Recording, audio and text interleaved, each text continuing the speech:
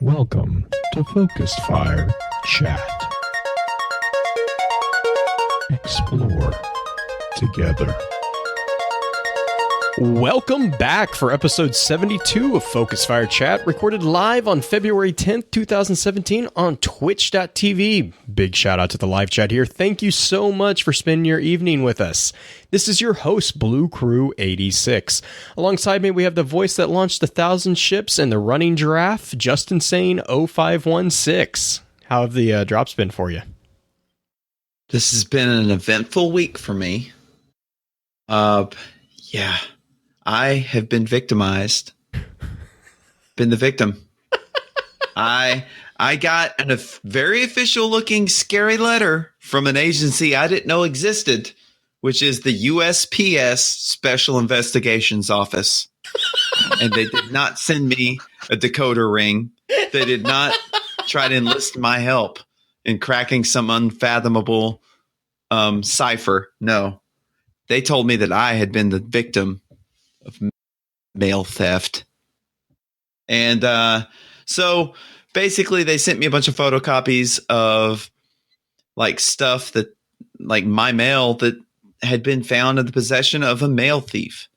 And then this morning in the Daily Light, which is my local newspaper, shout out Waxahachie, there's a quarter page write-up about a young stoner who was sitting in the alley behind my house. Oh, God. And was pulled over with a felony amount of marijuana and most of my mail. So I only include this in my podcast about Destiny so that I can tell everyone listening, if you sent me fan mail and I don't respond, it's because it has been admitted into evidence.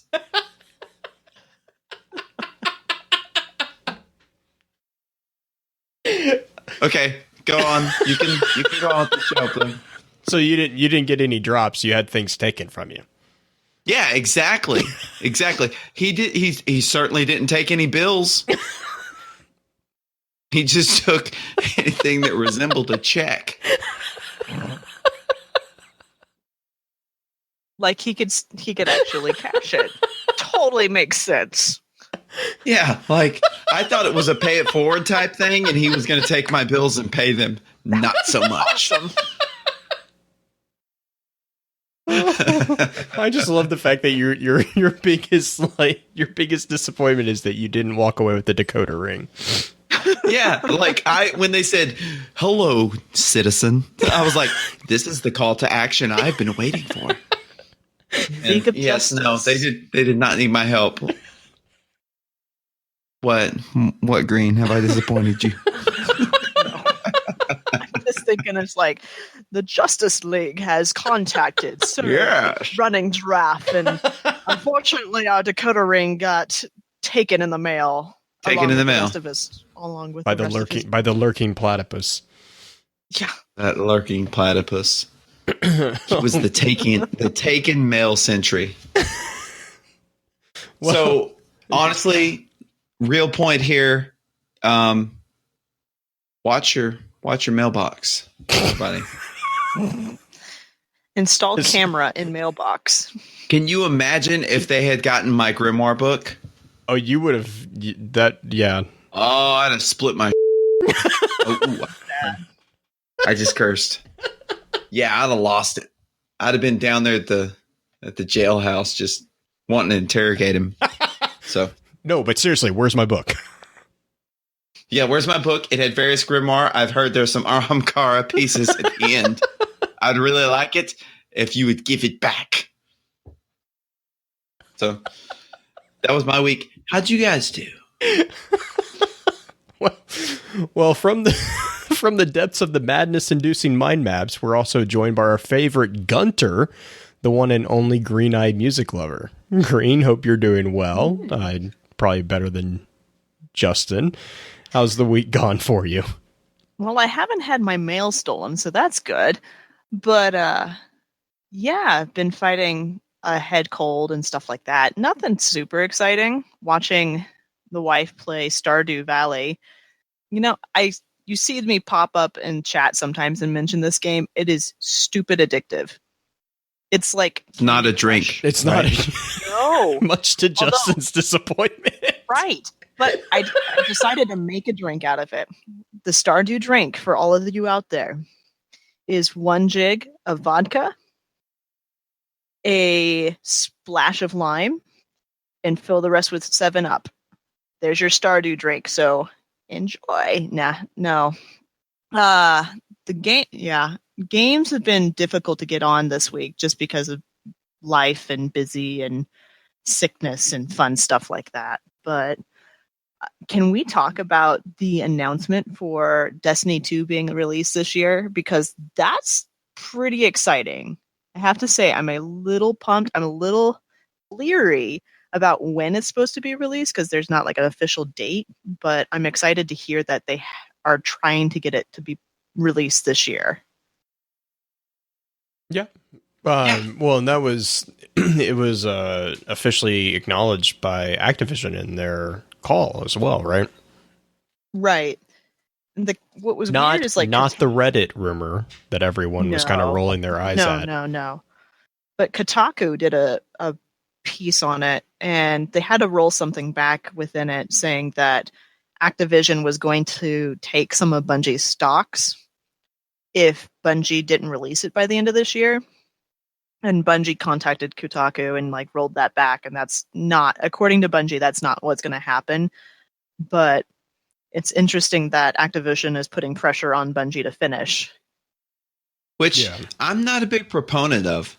Yeah, I don't mind rolling along with 3 or 4 more DLCs before Destiny 2 if it can be done just so. You know what I mean? I agree with you on that one. I was talking to Uni and Rhino earlier yesterday about how some of the year 1 exotics have so much detail.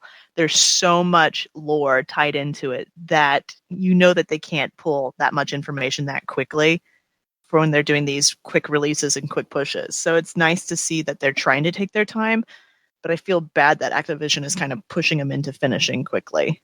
Yeah, well, I mean, and Pins is mentioning that in chat right now. I mean, that's the business side of the games industry. I mean, that's what happens when you're in a multi-million dollar industry. Is you got deadline. I mean, all of us, anyone who has that type of gig or any gig really knows deadlines exist no matter what. And when you when Pins and I were talking in the chat right now, actually in the live chat, Crucible Radio did Birds on Crucible Radio did an amazing breakout of kind of actually exactly Destiny in their episode 75, I believe it was. Amazing. It's an hour and a half episode. If you haven't already listened to it, I really encourage you, if you have any interest in at all about that, go listen to that episode, because he really breaks down the business side of the video game industry, and he does it in a way that's completely, not bashing anything, which is really nice to hear, and it's a very educated breakdown of it. But it like, if you listen to that episode and then you kind of think about the situation that Activision is in and Bungie, it makes a lot more sense.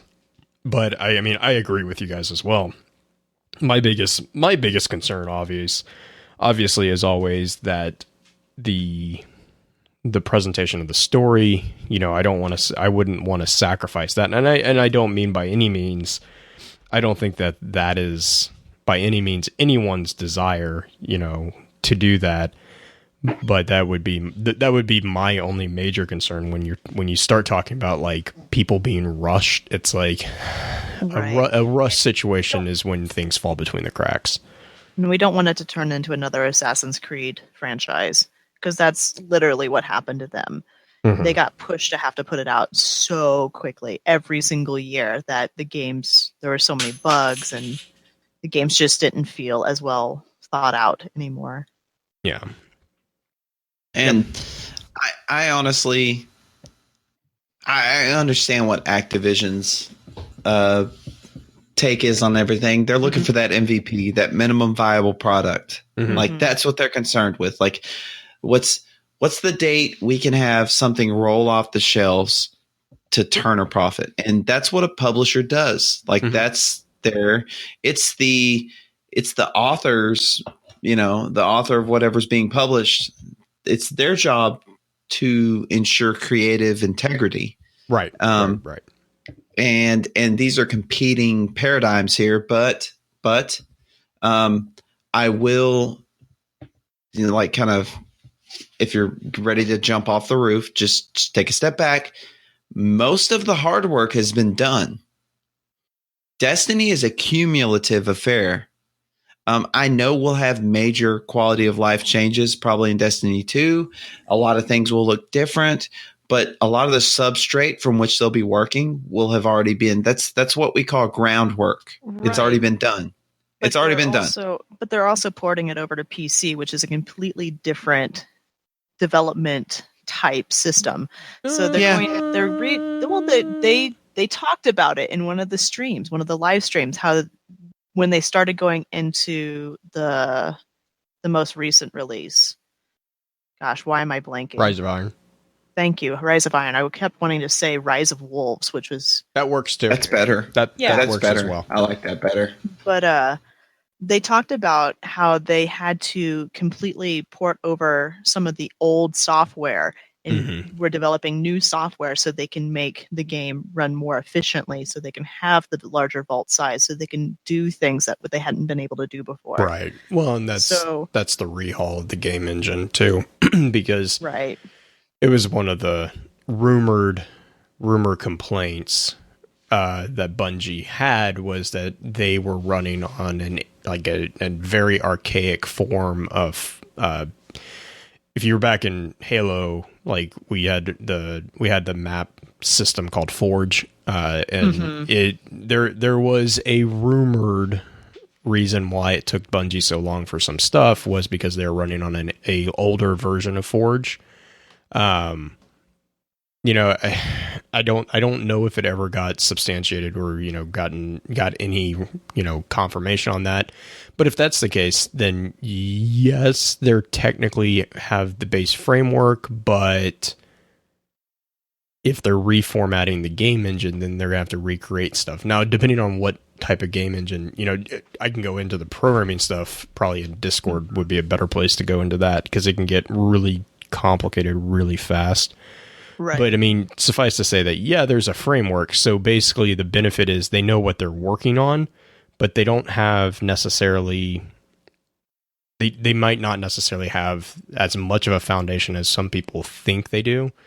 And so that is to go to say, whenever you have to rework code lines, especially with a new base operating, basically a base operating system, even if you have old code lines, that doesn't really mean bupkis, because it's like, it's like changing from one language to another. You might know what you're talking about, but if you're changing languages, it doesn't matter.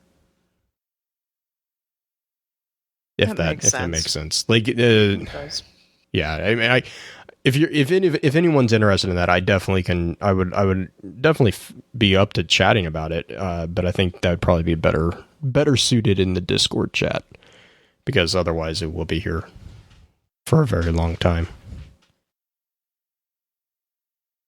But yes, I know that a lot of people are nervous about the whole change coming, but at the same time, hey, we're getting it this year, so regardless of what's going to happen, I think it's going to be good. I don't think it's going to refresh the community, which is always great. Everyone will get excited again and start playing again, even if they go back and play some of the old stuff, even in just original Destiny. I know we'll have the grind all over again, because I don't believe the same character is going to be ported over. Yeah, I look forward to that, actually. That's a reason to play. Yes. Me too. Well, you're talking about things to go after. You want to jump into the topic for tonight? We've Let's kind of do it. avoided it long enough, I guess. Let's do it. All right. The topic of today's chat is going to be an exploration of the final pieces of exotic armor that we have in Destiny currently, those belonging to Titans. Before we get into that, however, I do have a few housekeeping notes. In our last chat, we took a look at the exotic Warlock armor. If you missed that and have any interest in hearing our thoughts, please be sure to check out www.focusfirechat.com for archives of all previous chats as well as links to the other aspects of Focus Fire Chat out on the internets. If you don't mind, please give us some feedback on iTunes to let us know how we're doing. As many of you already know, Focus Fire Chat is a cross-community gathering where the intent is to offer a week-long, in-depth view of a particular subject from within the lore of Destiny and other games. This chat begins every Tuesday morning and runs until the following Tuesday, with topics decided by the group via a poll that begins every Friday and ends on the Tuesday morning of the new chat. Every Friday, at about 10 p.m. Central, we get together to stream a recap of the previous week's chat for those who are unable to participate. Please be sure to give some support to the other podcasts in the Guardian Radio Network, found at theguardiansofdestiny.com. These include Guardian Radio, the official podcast for the Guardians of Destiny, Guardian One, and Ghost and Echoes, which also has the Destiny audio Grimoire. Our next chat's going to be an exploration of the inspirations of the figure of the Traveler from within the mythology of Earth, which means that it will be somewhat more straightforward breaking of the game's fourth wall. With that, let's go ahead and pull some information up on these bulwarks that our Titans equip to protect themselves from pulling anything while punching all the things. Lordbot, let's go. Query Grimoire database. Results found. Displaying on screen. All right. Thank you, Randy. I guess we can start, and we go from head down like we have been with all the other different classes. We can start with the exotic helmets for the Titan. So, with no further ado, I will speak of an insurmountable skull fort, which, by the way, would be maybe in my top 5 of Destiny-themed metal band names. The number 1 is Armamentarium, but we'll get to there later. The flavor text reads: Brain Vault, Sigma, Actium, Cranial, Dreadnought, Invincible type. Hence its insurmountableness. You'll have to forgive me. I'm struggling to remember what the perk was on this one. Improved transfusion. Yes, yeah, it gave you. This was a really good Crota's End helm for the starter Titan when it first came out, because it actually gave you some health regeneration with your Stormfist kills. Yeah, kills with Stormfist immediately triggered the health regeneration, and then you also respawn with a full melee energy, and you get an additional melee charge. And this is the Daft Punk helmet, if I'm not mistaken. Yeah, it is. It is indeed the Daft Punk helmet. So I know Green probably had something on this one. This one was mainly notes that Rhino had, which was kind of cool. He found within the flavor text, they talk about the Actium, which was a place. I believe it's still a place in that Greek area, the Mediterranean area, and it's where a major battle happened, a naval battle. Mm-hmm. And the Battle of Actium was Octavian's victory over Antony and Cleopatra. And it was the end of the Roman Republic. Yes. And the beginning of the Roman Empire. Yes. The other fun thing that I found on this, and there's a lot of information on the mind map with this one, it was just really cool. But the other thing I found that was really neat is that in Actium, there is a temple to Apollo, which is kind of cool because it relates back to the Traveler a little bit more in that Apollo was the god of basically moon and light and all that stuff put together. The sun, he was the sun god. So, yeah. Greek Ra. Sort of, yeah. So, oh, go ahead, Blue. I was just going to follow up on Actium. It was basically the final war of the it's what's called the final war of the Roman Republic, which took place in 32 BC. And the reason why it's considered the end of the Roman Republic was because Octavian, who would be later known as Augustus, was actually basically put in charge of Rome's army to combat the forces of Cleopatra after Mark Antony, who most would recognize that name. He was a member of the first triumvirate of the Roman Republic. Mark Antony actually betrayed Rome, and because he was basically Cleopatra's lover after Caesar was out of the picture. He was very smitten. Yeah. That's probably the most tactful way of putting this. He was Twitter-peated. Yes. Thanks, Justin. That's the scientific term. That's the scientific term? Oh, okay. Well, anyways, Antony actually betrayed Rome and defected to Cleopatra's army and basically was supporting her in basically a claim to try to take control of the Roman Republic from Rome. And then, so in response, the Roman Republic, who was still in Italy at that time, basically told Octavian, "You're in charge. Go take care of these people." And it was drawn out really big war. And Octavius basically surprised the ever living blankety blank out of everyone at the Battle of Actium. He was not supposed to be where he was, and he surprised everyone and just completely basically routed them. And right. It was he had less ships than Antony and Cleopatra did, and was able to corner them essentially. Yeah, and take them out. He basically pushed them into a corner where they could not use the size of their fleet against his.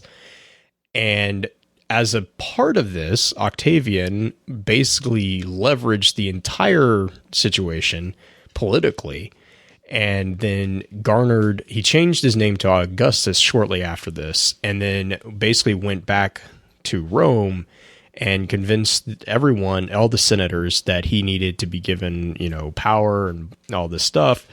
He was actually such a popular figure after that, because he was basically the penultimate Roman at that point, that the senators really didn't have a choice. And so they gave him they kept giving him powers and powers and powers. He consolidated all these powers and then kind of turned around and was like, yeah, you move.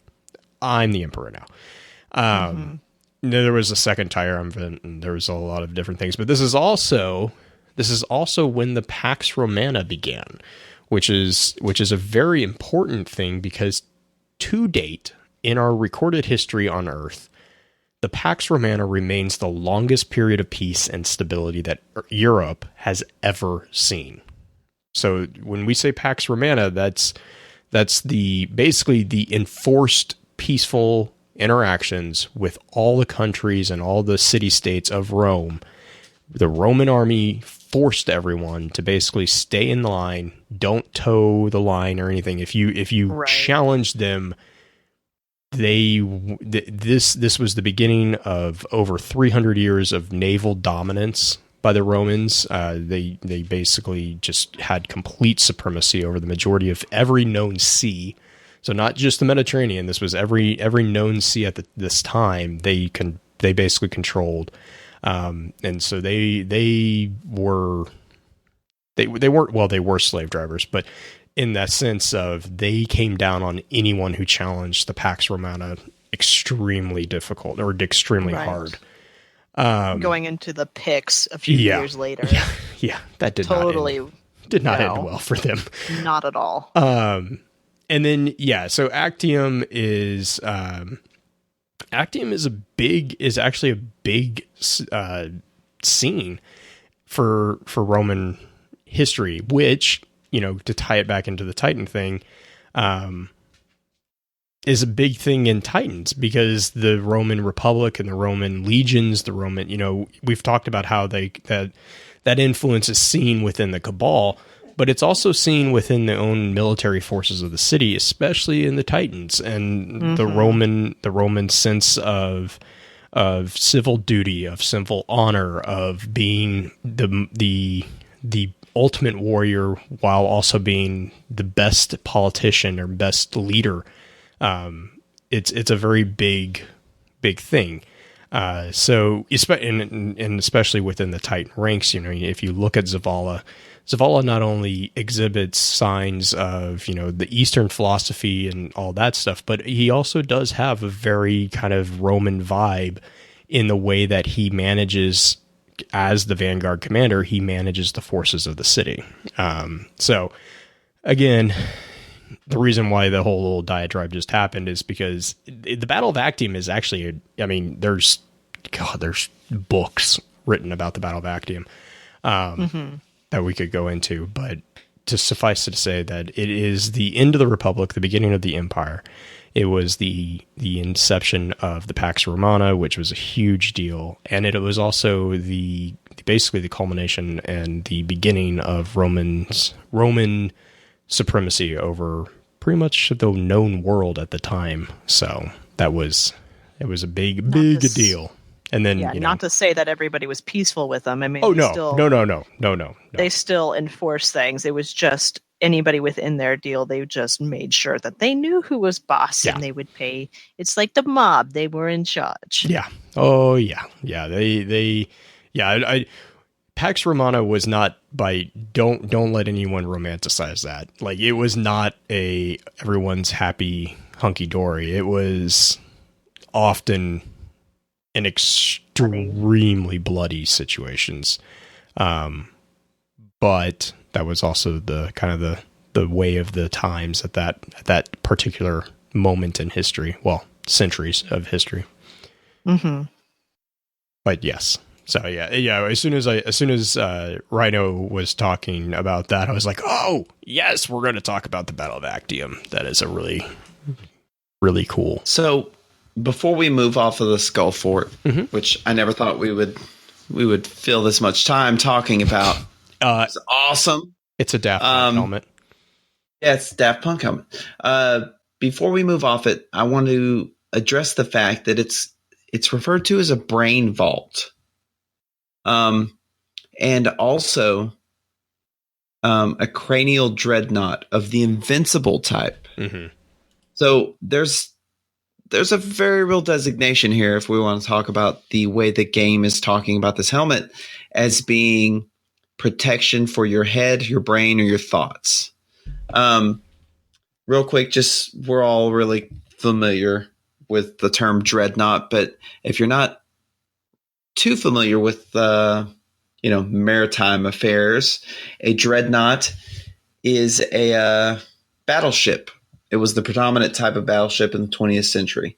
It was pretty much just a battleship on steroids with all heavy guns on it. And a little piece of trivia, the only dreadnought still in existence is the USS Texas. So, for the win. So I just want to say that there's a lot of, in this flavor text, there's a lot of emphasis on the fact that this helmet is an impenetrable fortress of solitude for your head. I want to know what it's trying to protect against. I can only think Is it keeping things in? possibly keeping things out. That's a very good question. I'm thinking it might have more of a Vex twist on it, and it's kind of trying to protect you from the entheogenic cellular Vex elements, but that's just projection on my part. But I would argue that it's protecting the Titan from headbutting things. Yeah, but wouldn't you put a spike on there if it was a headbutter of a helmet? Not always. I guess that's true. Also- that's Helm of Saint 14. Also, though, Blue, and you'll appreciate this, I think. What if there's something to the design on the visor? What if those dots, when they're bright, that's a 1, and then when they drop out, that's a 0? Why Oh, do you God, do that? binary. Why do you do this to me? Okay, whoever wants to go crazy and figure out the binary on the On the insurmountable skull revisit fort, this. please do it. we will Please do. revisit this at a later date. Why do you do Is this it? to me? That's a valid point. It is. It is I a thought- valid point. I hate Thank you. Blue said it. I hate you It's a little true. bit. Okay, so having spent enough time on the Dreadnought, I think for 2 podcasts, let's move on. So the next one we got is the Empyrean Bellicose. It is a really cool, I think, it's one of the cooler looking helmets for the Titans. And the flavor text on this guy is, "This barely understood Golden Age technology once held aloft the floating gardens of Pomona Mons. Now it's stopping bullets." And I love, have you guys ever just pulled up a big image of this? It is a bunch of cogs. It looks like you have a clock face inside of your helmet, inside the glass area. It is super cool looking. I don't know how that would actually help anything, but it's pretty wicked looking. I mean, cogs and levers and all the mechanics. Mechanics. Mechanics. Gotta love it. But Empyrean was kind of neat, is because the definition of it is belong or deriving from heaven. So that's been used throughout a lot of Christian writing, especially. This was used in the Divine Comedy as the dwelling place for God, and it is a place for the blessed and the divine that are made of pure light, which is nice that it ties back into Destiny that way. And then a short definition for bellicose is it's demonstrating aggression and willingness to fight, which is my new favorite definition, new favorite word is bellicose. It's just like America. We are very bellicose-like. I always thought it was the type of veins you got when you didn't have good circulation. That's varicose with a V. Oh, okay. Okay. I'm with you. Picking up what you put down. Yeah. You want to tag team on this one a bit, Blue? Yes. Yes. The other note here is from. Actually, I'm going to pull up Unisys's notes that we put in here as well, because I know Hurt Chain had spoken quite about the Pomona Mons, which is actually mentioned in the flavor text. It is actually a cornea located in the western coast of the Ishtar continent on the planet Venus. And Hurt Chain goes on to kind of explain that a Mons is a different geological structure than a cornea. So is this, and he asked the question, so is this an in-story made-up area or just an error on the writer's part? We may never know. Now, they also note that there is a similar style to the MK44 stand-asides and the Ruin Wings, but we don't know if there's any real connection. And they're not as similar to them as those are to each other. So the stand-asides and the Ruin Wings are much more similar to each other than this is to them. But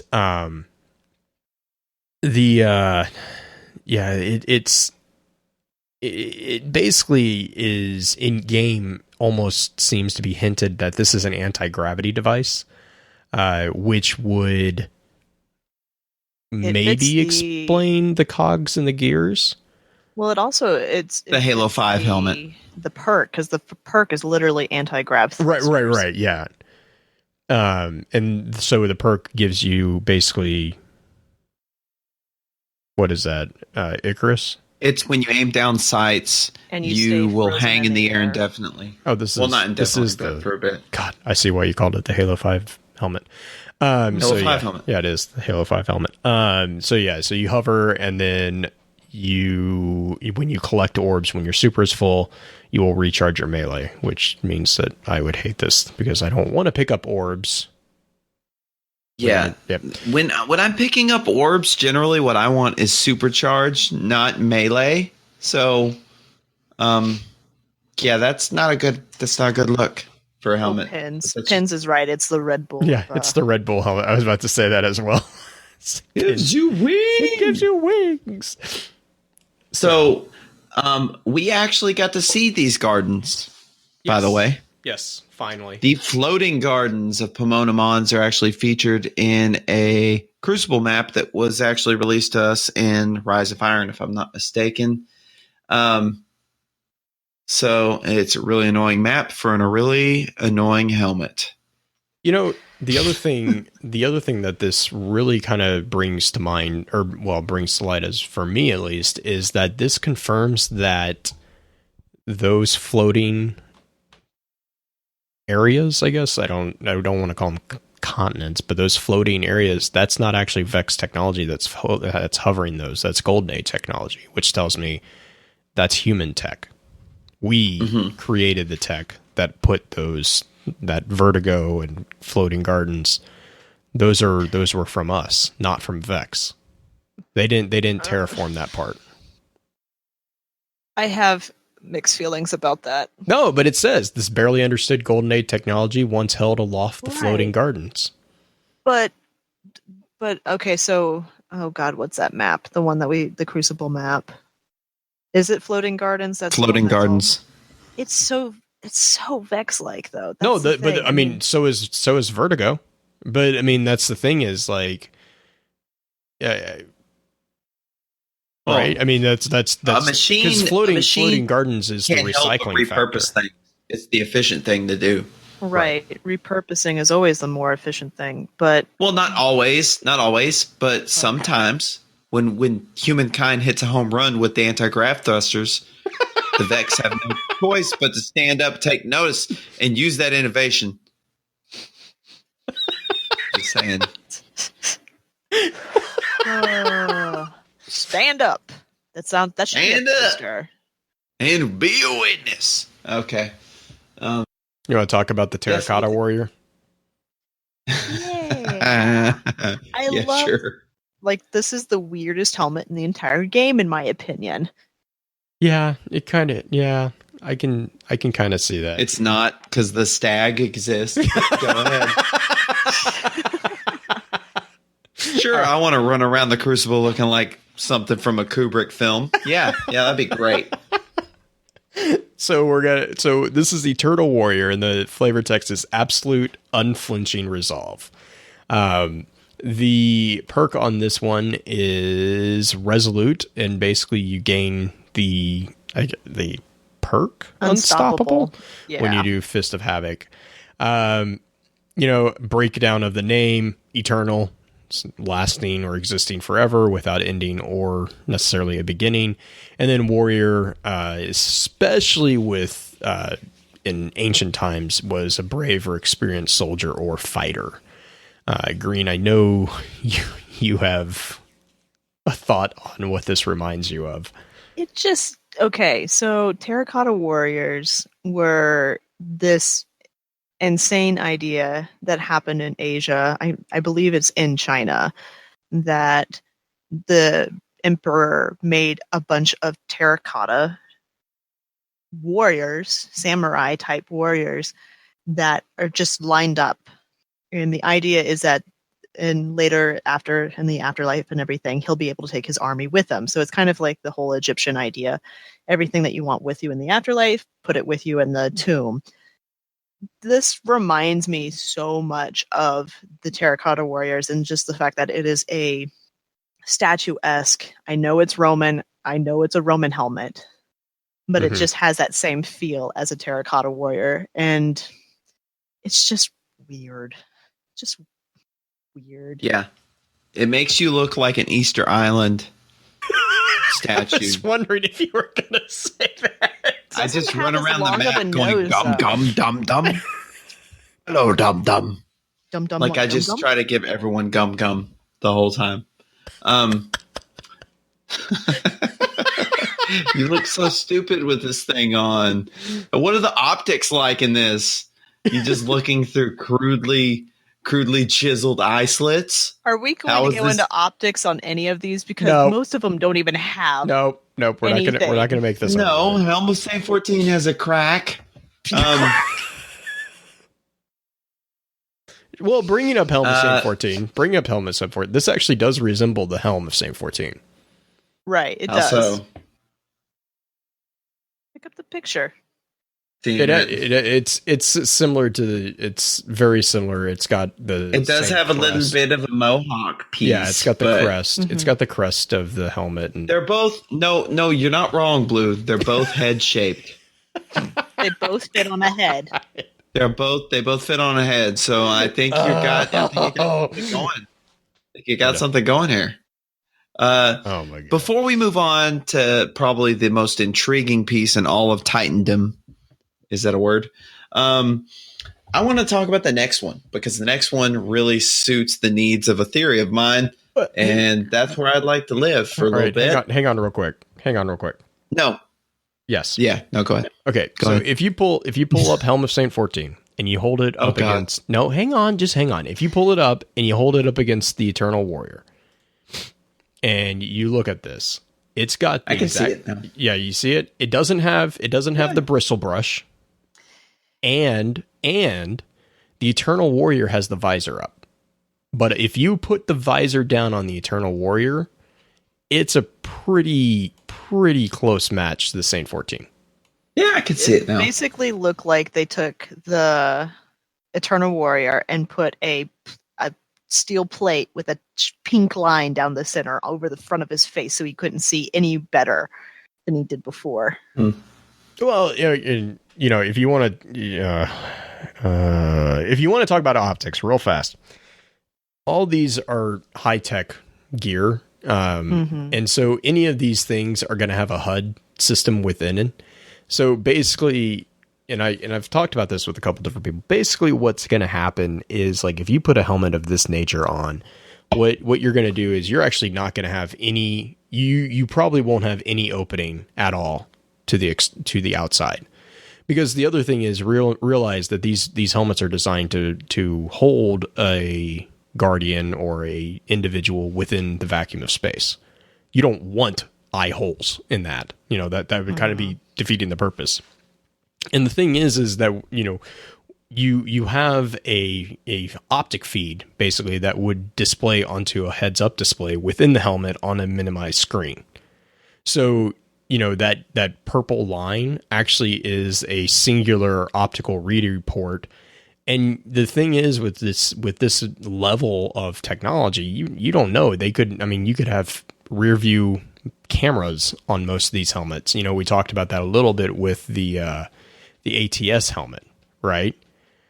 You can have that full degree view. Now with ATS, there is a whole different issue, but with like the helm and stuff like that, you can have this. And so, like, when you look at the Eternal Warrior, yeah, technically that's someone's face, but it's not necessarily your guardian's face. I mean, by no means would I would completely make the argument that it's not at all if you look at the helmet very closely. That being said, that doesn't mean that those are actually eye openings for your guardian to look through. Keep in mind that this is, again, a sophisticated piece of technology. You probably have a heads up display within that would, display like a motion tracker or anything like that. Also, if you don't want to stay so so technologically grounded, what is your sense of sight essentially? It's a manipulation. Oh yeah. It's a manipulation of light, correct? Mm-hmm. It's the reflecting, the refraction, the bending of light off of the rods and cones in your cornea. So, who do we know who can manipulate light? I think it might be our ghost. Like our ghost manipulates light very frequently within game. What if what we're seeing out of our helmet is kind of a live feed of sorts? Right. I know it's a little out there. You can argue a little out even, there. you know, if you want to go full spin foil, you can argue that your guardian is nothing more than an avatar of your ghost. You could say that. You could say. Right. I'm just saying, instead of trying to find the literal port where this Right. picture's coming from, That's true. We can almost, this image that comes to our face could be being transmitted to us. Mm-hmm. I guess is my point. So helmets that seem in design largely ceremonial, like Eternal Warrior or some of the other ones that seem like they have no practical kind of design basis, could just be that space magic won again. You know? Curse you, space magic. Curse you, space magic. The one last thing on here is it is missing the bristle brush, which is usually made out of horsehair with these old helmets. And there's this one. Kel hair. This one has folded wings. Why are you? So, yeah. All right, go, Justin. Moving on to the Helm of Inmost Light. So everyone who was here for the Hunter Exotic Armor Piece podcast is familiar with the light pooper theory. Okay. The Helm of Inmost Light. The flavor text reads, "The light shines brightest in those it consumes." So I'm a firm believer that the Helm of Inmost Light is the Titan counterpart to the Acleophage symbiote, in that it is somewhat of a microcosm of the dynamic of the Traveler, in that it is consuming the darkness in you and pooping light all over you. That's why it's creeping from little cracks in the helmet. Yeah, so that's me. It grants you death from above and headstrong. So you get a 2-for-1 there. You get the death from above perk in that skill tree, and then headstrong as well, which I'm sure makes you able to leap incredibly long distances and vaporize me in a lightning fire. It's the, what is it? Meteorite perk type thing. What? It's the fall from heavens perk. Mm-hmm. Death from above. Pretty much. Death from above. Death from above is what it's called. Yeah. It's stupid and it's unfair. It is very unfair. I hate being like, oh, I'm capping B, and like from across the map, this guy shoots from the ceiling all the way down and just blows me up. I'm like, what? I do have to give him kudos when they do the Vault of Glass jumping puzzle, though. It's like you're playing cool. Pogs with Lou Ferrigno. But yeah. And you're the Pog. Yeah, and I'm the Pog every freaking time. I do think it's interesting, though, that it looks like a rather generic Titan helmet. Yeah. I think if you were going to go into the blue class of helmets, there's probably a helmet that looks just like this. The cool thing is that there is, and Rhino kind of makes that, I think it's Rhino that makes this note here. He makes the note that the helmet does have a resemblance to the young, there's a mythological god Pan. And that's the way that it would look is the small horns protruding through the skull like a fawn, because he was a kind of a wilderness god. If you look at it like that, you can kind of see the resemblance there as well. I want a helmet with horns. Everybody else gets a. All you really have to do is be a warlock. I don't want to be a have warlock. Multiple options to suit your horny needs. Yeah, all the horny needs. I want a hunter helmet with like just a little bit. I don't want a rhino horn. I just want a little horn. Everybody else has. Oh, we get spiders. I don't want spiders. Listen, we are hunters. We put things on our arm that used to live, and in fact, in one case, we've got a living beetle on our arm. I know. Jelly. Do not have buyer's remorse on your Do not have buyer's remorse. Okay. Just because they get to wear horns doesn't make them cool. Okay. Glad So- I talked you off that ledge. Are we ready for the helm of Saint 14? The bristle brush. Yeah, let's talk about the bristle Oh. brush. Okay, so this helmet is so amazing. It warranted a whole podcast Oh, God. a long time ago. It also And warranted a spawned- whole cult. Yeah, and spawned The a cult that The cult of pain. So he walked into the demon light, but at the end he was brighter. Pain to Saint 14. Pain is capitalized. Oh, don't Pan? don't start this. Why? Don't start this. Okay, just to Was it recap really what for I needed? everybody out there, paean is an ancient word similar to psalm, meaning Praise of him. song, meaning song. Yeah, Just song yeah. to Saint 14. I would be remiss if I didn't also point out that it can also be the name of a god. And also, I dated a girl named Melody once.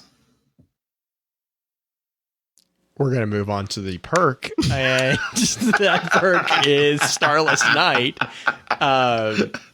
So this is actually why this helmet. I'm moving on. I'm not even going to acknowledge this. This is why the helmet was actually really Ruined. popular. Was Starless Night. Basically, what it did was, or what it does, is when you pop a bubble, or when you're, I guess, what is it technically called? Ward of Dawn. It's a bubble. When you put a bubble down, your bubble blinds everyone who enters it, or blinds enemies who enter it, which honestly made Prison of Elders so much more bearable. But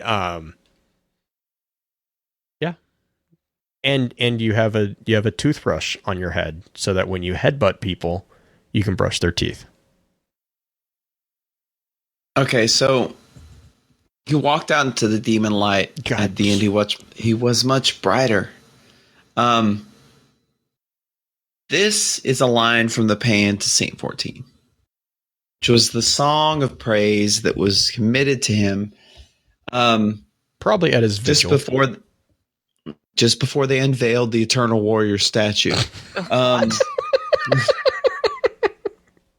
So, I would be remiss if I did not mention the similarity between this flavor text and Toland's remarks about Ariana.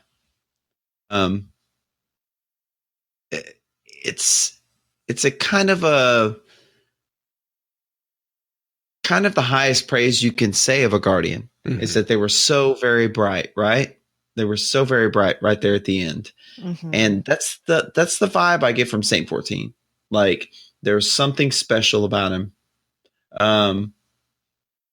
I get the impression that Saint 14 may or may not have been the Master Chief of the Destiny universe. Probably still is. You know, I mean, he's some sort of chosen one. There's something special about him. That's just what I get from that. Well, and we know that he had a very special connection to the speaker. Yeah, It could. No, go for it. Yeah. Go for it. Well, so you have the idea that Saint 14 is currently dead, but we don't know that for sure. We really That's not even an idea. That's an awful idea. I don't like that one. yeah, it's. Well, and I would it's- argue that we don't, because we know that the last thing that we heard of Saint 14, and we talked about this pretty in depth in the Saint 14 episode, because we've known this from the beginning. We know from the Grimoire that he didn't die. That we he know was that sent. He left the speaker. He left to go after Osiris. And then it is kind of implied that there was a vigil for his loss.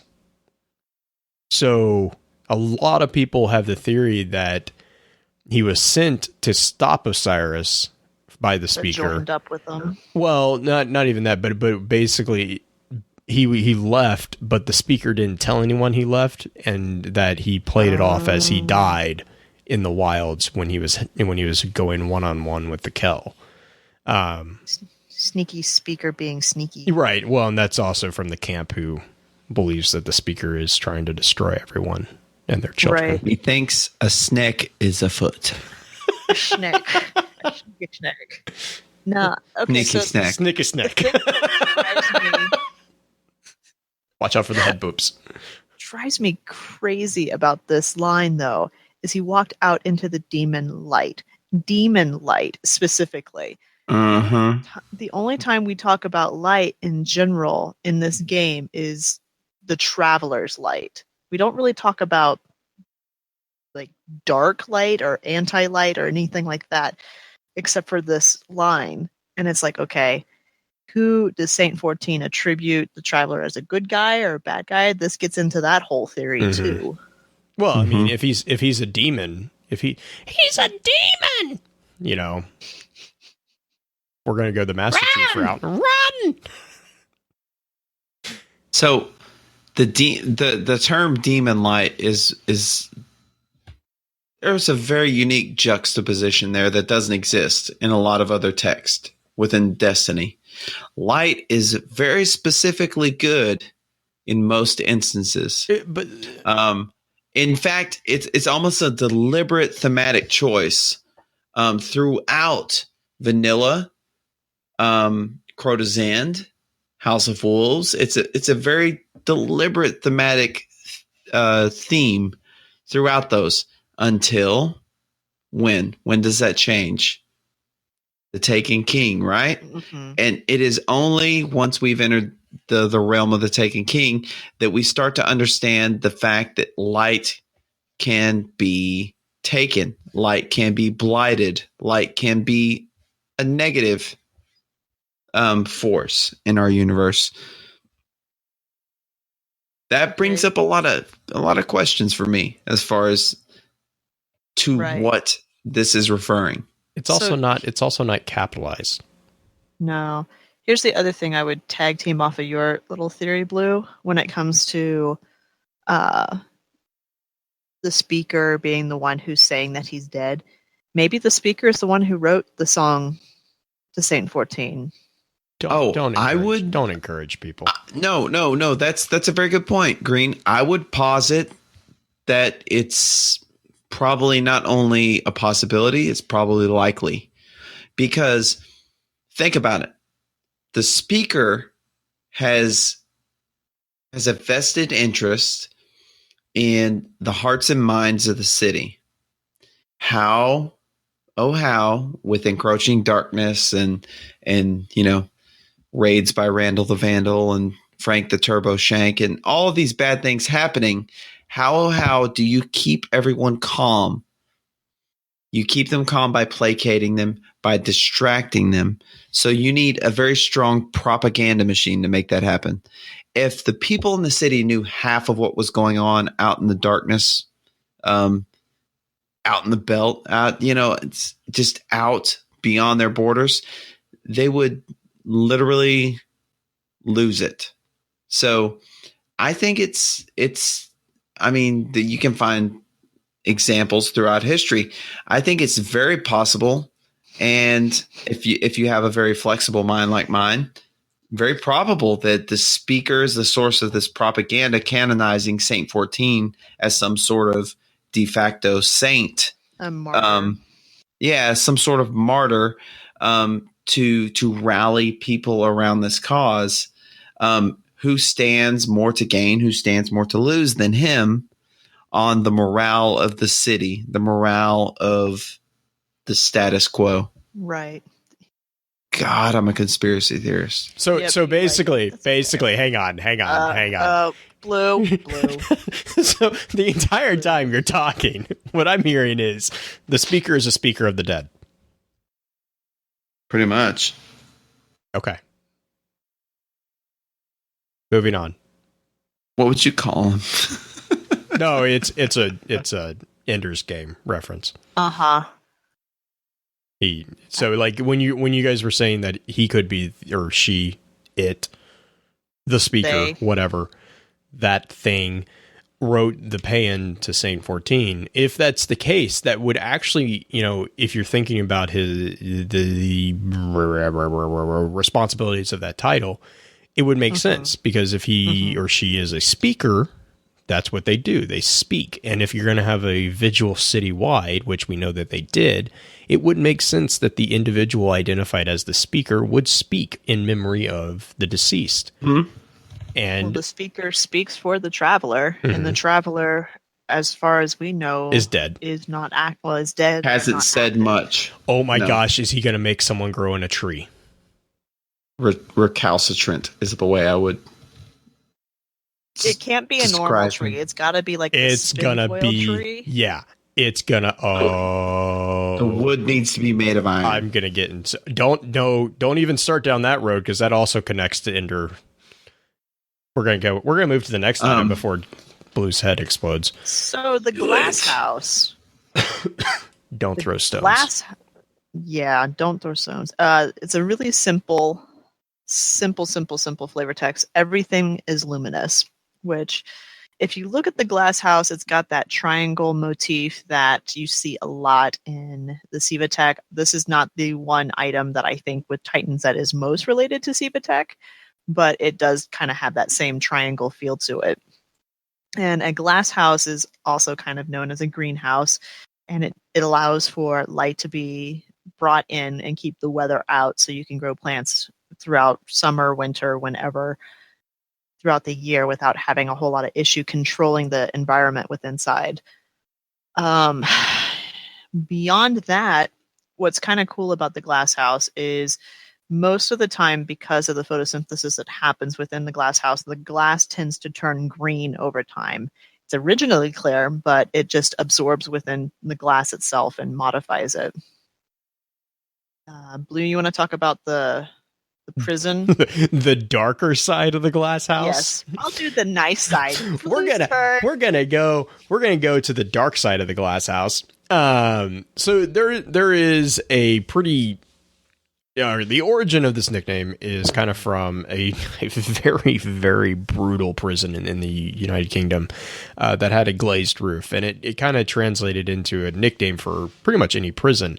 And there's a connection also in a sci-fi novel that was actually inspired by the book 1984, based off the censorship. And this is the book is called Glass House, I believe, and it talks about a censorship war in which censor factions basically target data and memories of why wars had started, and they go through and basically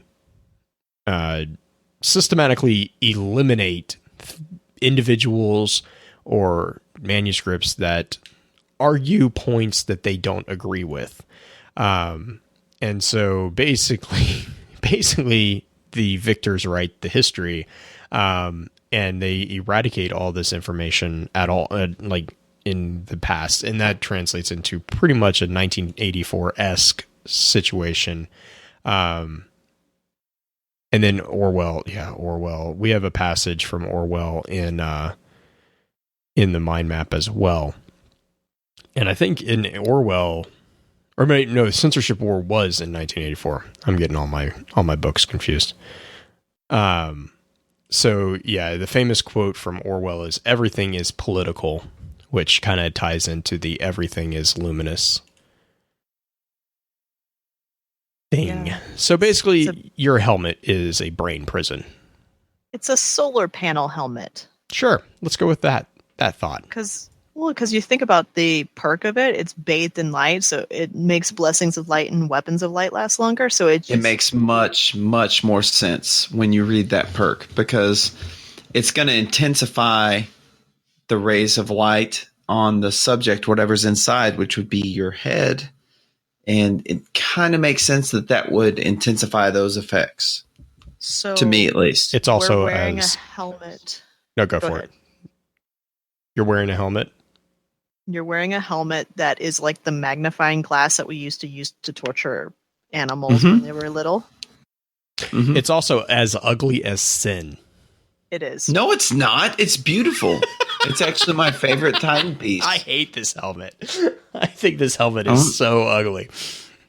When I see someone wearing this helmet, I want to decapitate them and hang it from the ceiling with a disco ball. Disco ball's a good, I get that. That would be kind of fun. Or just hang them up by their toes. Just hang them up by their toes and let them spin. Maybe we'll play Daft Punk. I don't know. I haven't figured the evening out. We'd have to go find another Titan wearing the what was the insurmountable? Yeah. Yeah, the insurmountable. So having said that, let's talk about the. Do we want to? Let's talk about the astronaut. Oh, is it taking notes? So, really cool helmet that I never owned. And it's the Taikonaut, the Taikonaut. Helmets worn by the first Chinese lunar colonists of the Golden Age. This was the salve to the illness that was taking King rocket launchers generally lacked one thing. Generally? Tracking. Generally? Tracking. They all lacked it. Tracking and Wolfpack rounds. This doesn't But get yes. Wolfpack rounds, does it though? No. No, it doesn't. It It just doesn't. does tracking. But I was mentioning the things that they lacked. Yeah, No, they're yeah, not it just Gallifreyan. gives. It also gives you If third you had a eye. helmet that gave tracking and Wolfpack rounds, I would delete Princess Sparkleface and make a Titan because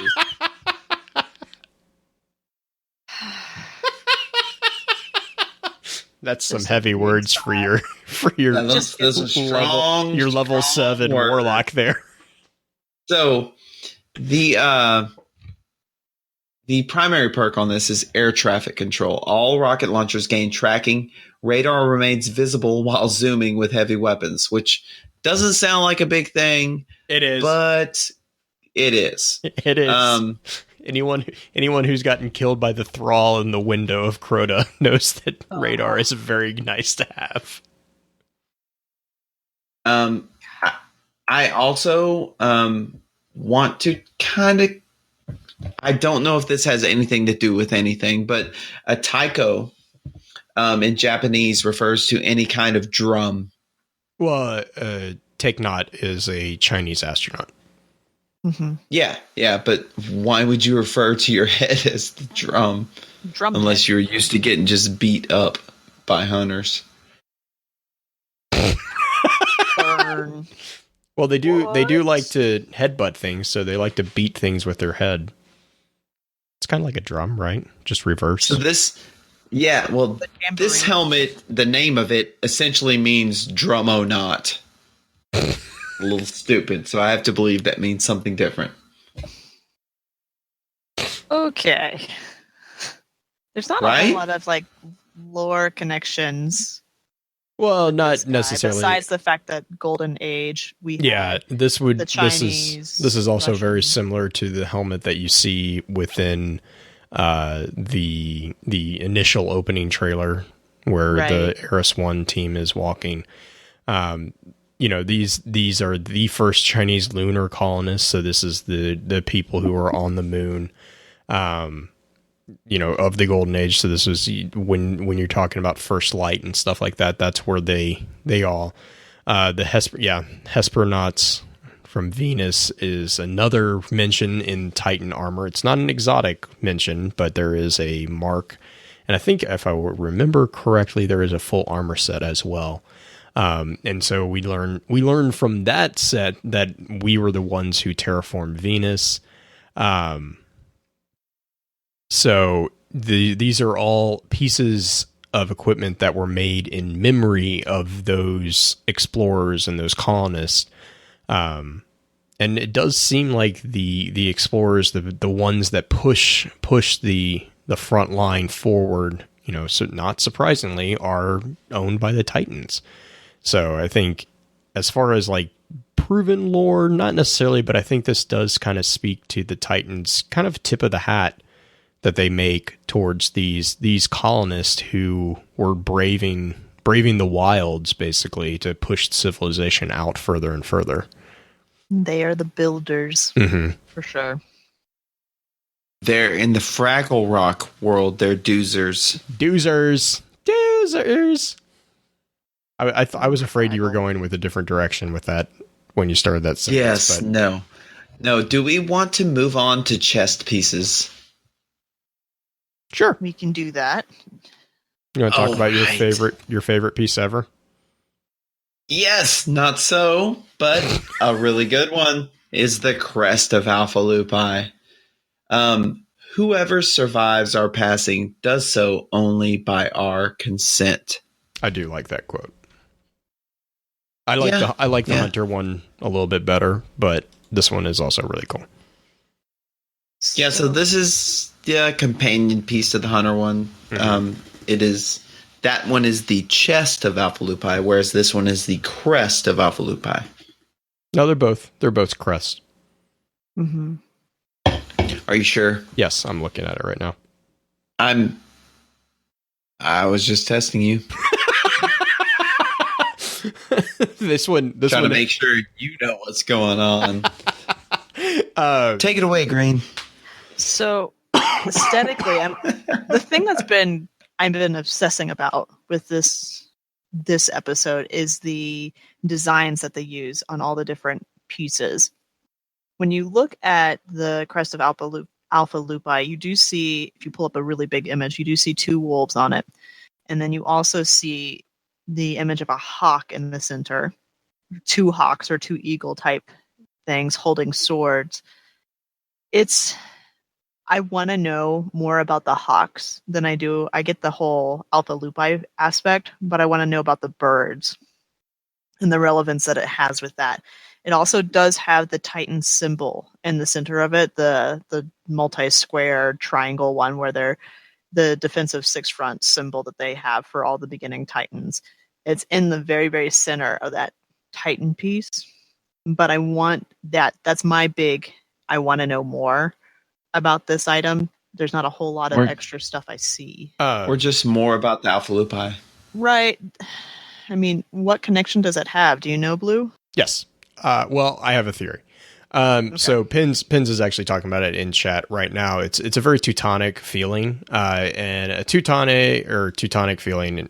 So Teutonics are basically relating to the Teutons, which is a Teutonic order.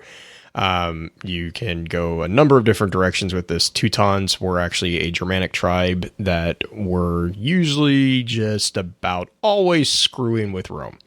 They were just, they were pretty BA on all their stuff.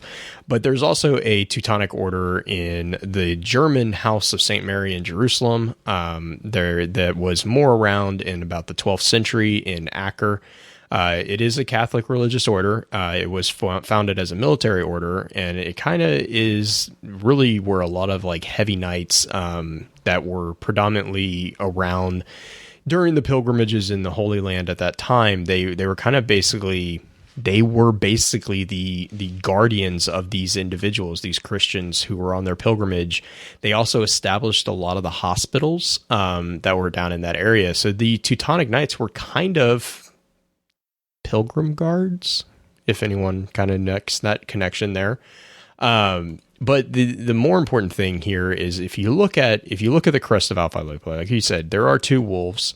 But the eagle that's kind of in the center, that is very reminiscent of a very, very common heraldic item called the Eagle of Power, or just eagles. Eagles in heraldry is a huge, huge thing. They usually represent a ton of different things. They're very, very popular with the more Germanic imperial family lines, but they can mean anything from courage to strength to immortality. Because the eagle is often within these symbolic meanings considered the king of the skies. The eagle was associated with being a messenger of the highest god, which was Zeus, or Jupiter in the Romans. The Germanic tribes associated the eagle with Odin. Judeo-Christian scripts with God, or St. John the Evangelist even had, a lot of tie-ins with these. But the Imperial Eagle is actually kind of the thing that really you see a lot of that. And especially the Eastern Imperial Eagle, which is the Byzantine Empire, that is usually presented as a double-headed eagle. And this it really became a symbol around the time of the 1200s. So it's about 1261, 1300s. And this was because Michael VIII basically adopted the symbol, the double-headed eagle, as his personal crest, his symbol. And it was representative of looking east and west. So it was an individual who was based in Constantinople at the time, and it was symbolic of his looking both ways, because that was his basically his charge. Was he was looking back towards the traditional power center of the Byzantine government, which was Asia Minor, and then he was also looking west towards the newly reconquered land in Europe, which was kind of the Constantinople area. So again, this is the Byzantine Empire's symbol, was the double-headed eagle of power, the imperial power. So that's when you look at this, if you look at that center image, you'll notice that it is a double-headed eagle, and then you have the double-headed wolves. The wolves, we can go on and on about the wolves. We've already talked about that quite a bit. Wolves were also very important, especially in Germanic coat of arms. Wolves are very, very important, mostly because of the tie-ins with the religious and the mythologies of that area.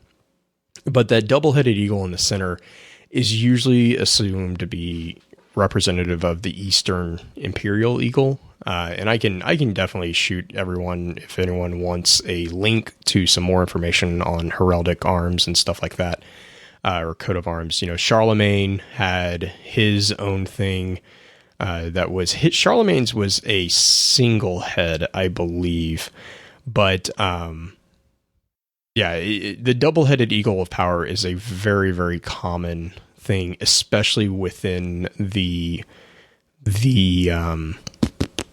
upper echelons of the royalty in the Eastern and the Byzantine-esque type things. And I mean, you can go through, and the United States has an eagle on their seal. Albania has one. I mean, right. You pick a country and there's going to probably be an eagle somewhere within one of their seals. Or at least a raptor type bird. Oh yeah. But I mean, the eagle, because just throughout the pages of histories, eagles have always been associated as a kingly bird, or as the most powerful bird. Regal. Yeah, regal. In Greek and Roman mythologies, the eagle was symbolic of Zeus or Jupiter. Like, he was the most powerful figure. I know one of Germany's shields, one of their municipalities, actually has an eagle body with a wolf head. So you want to get some crazy combinations going as well. So, but yeah. Yeah, eagles when you talk about crests, eagles are very, very, very popular, and wolves are too. And I can't tell, I can't tell on this particular image that I'm looking at, but the sprig that the wolf looks to be holding, if I could get a closer rendition of that, I could probably. I've got more on that one. Okay, good. I was about to say I can't tell what it is from the picture that I'm looking at. It's an olive branch on this one in particular. So it's definitely following that very typical, you see the olive branch on one side and the swords on the other. They're just rearranged. That's similar to the United States. Exactly. With the arrows. Mm-hmm. And the olive branch. I mean, the only thing that I would make me even happier is if they had a bundle of sticks. But that's because it would be like an amazing tie-in to the Roman army. But couldn't get. Yeah, good thing. Slippery slope. Yeah. Yeah, it is. Oh, yes. So can we talk about my friend's most favorite armor piece ever? My Titan friend. She loves these. She loves this one. Yeah. I'm not gonna. Yep. Yes, we can. She has she has a name for this. That is probably not super. Everyone does. Everyone does. Same name. That's what I was like. I'm just not gonna say it. Yeah. We always talk about it every time. She's just like, "I've got my grenades on, guys." It's like, okay, Yeah. all right, we know. We can see them. Thanks. Whenever I say the name of this armor piece, I always sing it like I'm James Hetfield from Metallica. Do it. Armamentarium. You know, if you've heard that song, you would know what I'm talking about. Armamentarium's awesome. It gives you an extra grenade charge, and it says for this, there's one remedy. It's a really weird thing for it to say. Yeah, more explosions. So, No, go ahead, Green. Okay, as a teacher or a former teacher, can I say that in Destiny, the Grimoire drives me absolutely insane because some things, everything. You could say that as a former taxi cab driver. It'd drive anyone insane. Everything's different. Sometimes it's all lowercase. Sometimes it's all uppercase. Sometimes it's capitalized every single word. Sometimes it's actually got correct punctuation. This is annoying, and I want to know why. I really, really, really want to know why. They didn't have the little brown book, did they? The little brown. Well, it's because every single piece is probably written by a different person. Most of the flavor text, like from like vanilla, was written. Was it Seth? I think wrote a lot of the flavor text, and then yeah. Wouldn't it be amazing if at the end we find out every single flavor text is literally just excerpts from Xur texting the speaker? And that's why they're so informal and inconsistent. It's just, yeah, it drives. I get the whole other people write. I am redneck. Multiple people write it, but it's also I know from listening to different episodes and podcasts of it that they go through a panel and they all review it. So it's not like it. Randomly. Right. Sure. Yeah. Oh, so I just wanted to throw this in there for armamentarium. Armamentarium sounds like a made-up word. Really not. It is actually a word. It refers to the medicines, equipment, and techniques available to a medical practitioner. There's an alternate definition that just refers to the collection of resources available for a certain purpose.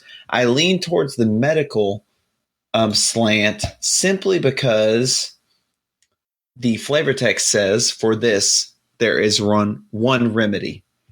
There is one.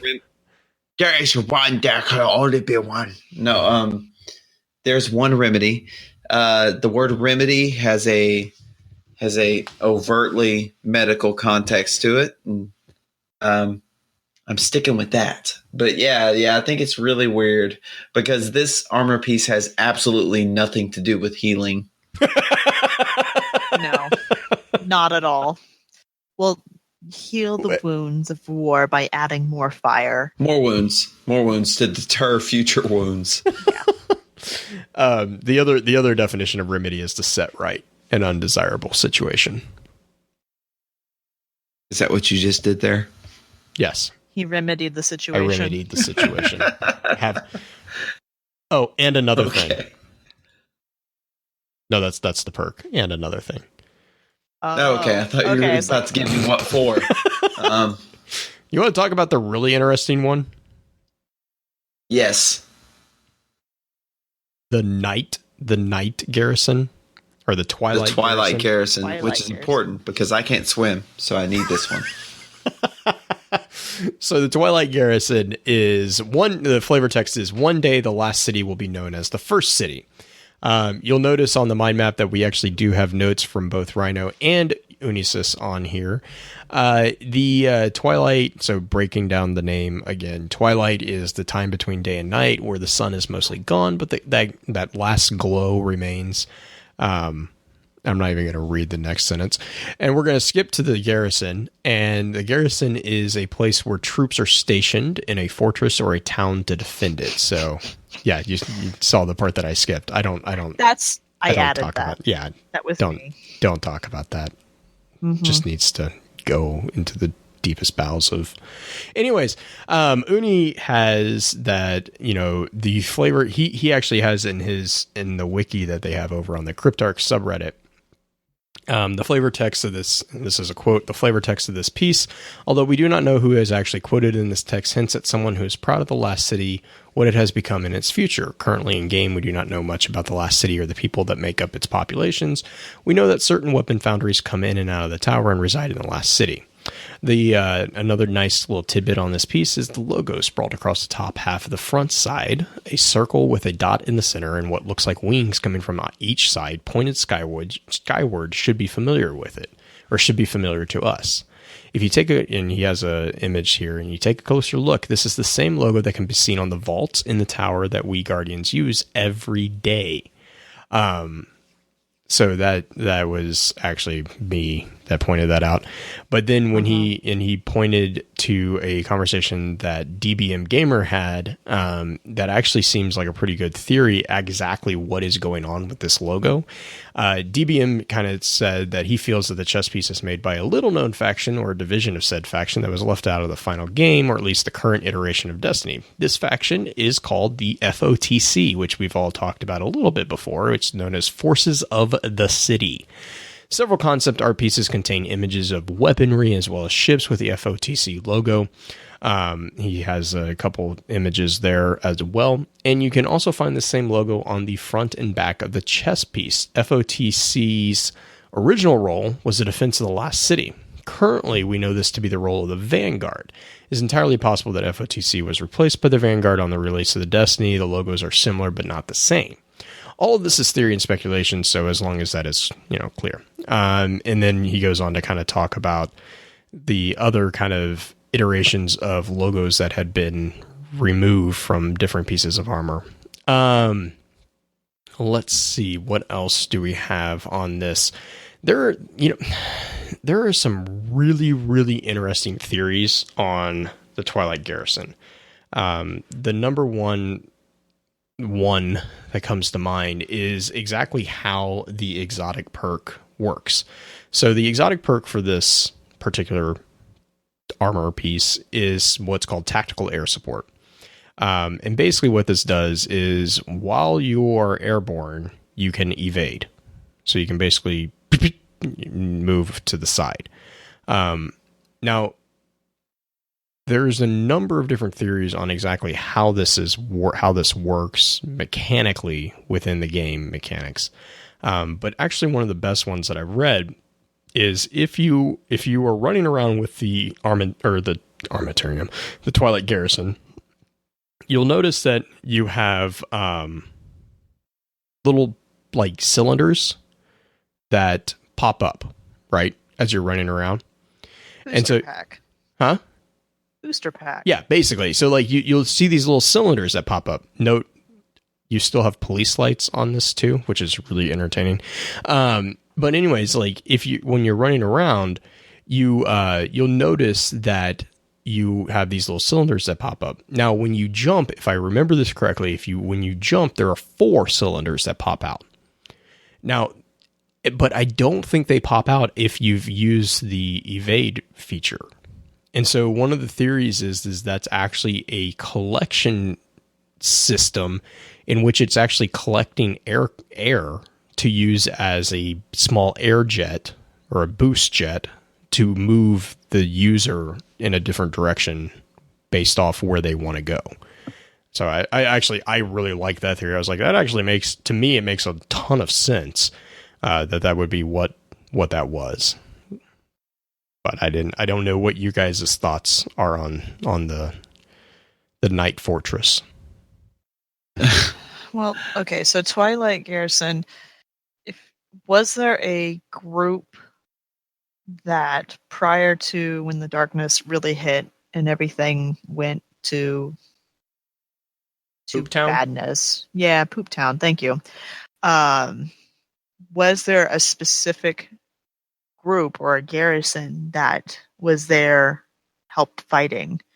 Because a Twilight garrison, I mean, when I hear that, I honestly think of the group that fights before the darkness really hits. Oh, I can see. Yeah. How about this? What if this is a chess piece from a garrison of combatants at Twilight Gap? What if they came up with this at Twilight Gap, and this is essentially a Twilight Gap chess piece? Also, the logo that we all like to point out is present at the vault in the tower. Mm-hmm. I'm just looking at the iconography of it, and I'm kind of thinking that's a traveler encased in some sort of defense. Mm-hmm. If you look at the back of the chess piece, it also looks very similar to the Cryptarch logo. Yes, it's portion of the Cryptarch logo, which is light spewing. Which, if you really look at the Cryptarch logo, what it is light spewing forth from an engram. Mm-hmm. And the kind of like CNA. Yeah. Yep. I like it. I think we're all on the same page on this one. I just like the fact that it has police lights. And that it fits with nothing. Well, shader-wise. Yeah, I'm so glad that they allowed us to do shaders with these guys. Yeah, but this one doesn't allow us to do It doesn't, yeah. No? It's like, hey, what are you running? Shadow White? I'm going to be green. Hey, what are you running? Glow who? I'm going to be green. Oh, what are you running? You're running. Oh, I don't care what you're running. I'm going to be green. So, yeah. That's funny. This one's a good one. You want to move to gauntlets? Let's do gauntlets. So, first one we've got is the Run AC the gauntlet. /0 feedback fence, which we talked about a little bit what the ACD was in the Hunter episode. And that means the active contact defense. And it has feedback as its main perk, what is the perk? Where's the perk? Why can't I find the perk? Is it Wrath Conductors? No, that's not it. Somebody help. Active, I think it's active. No, sorry. I was just reading. Yeah, I think it's Wrath Conductors. Hold on, I'll pull it up. It is, and I do repeat, it's Wrath Conductors. Taking damage from melee attack deals damage in an area around you. Sorry. No worries. Get into that southern drawl. Yeah, that's how.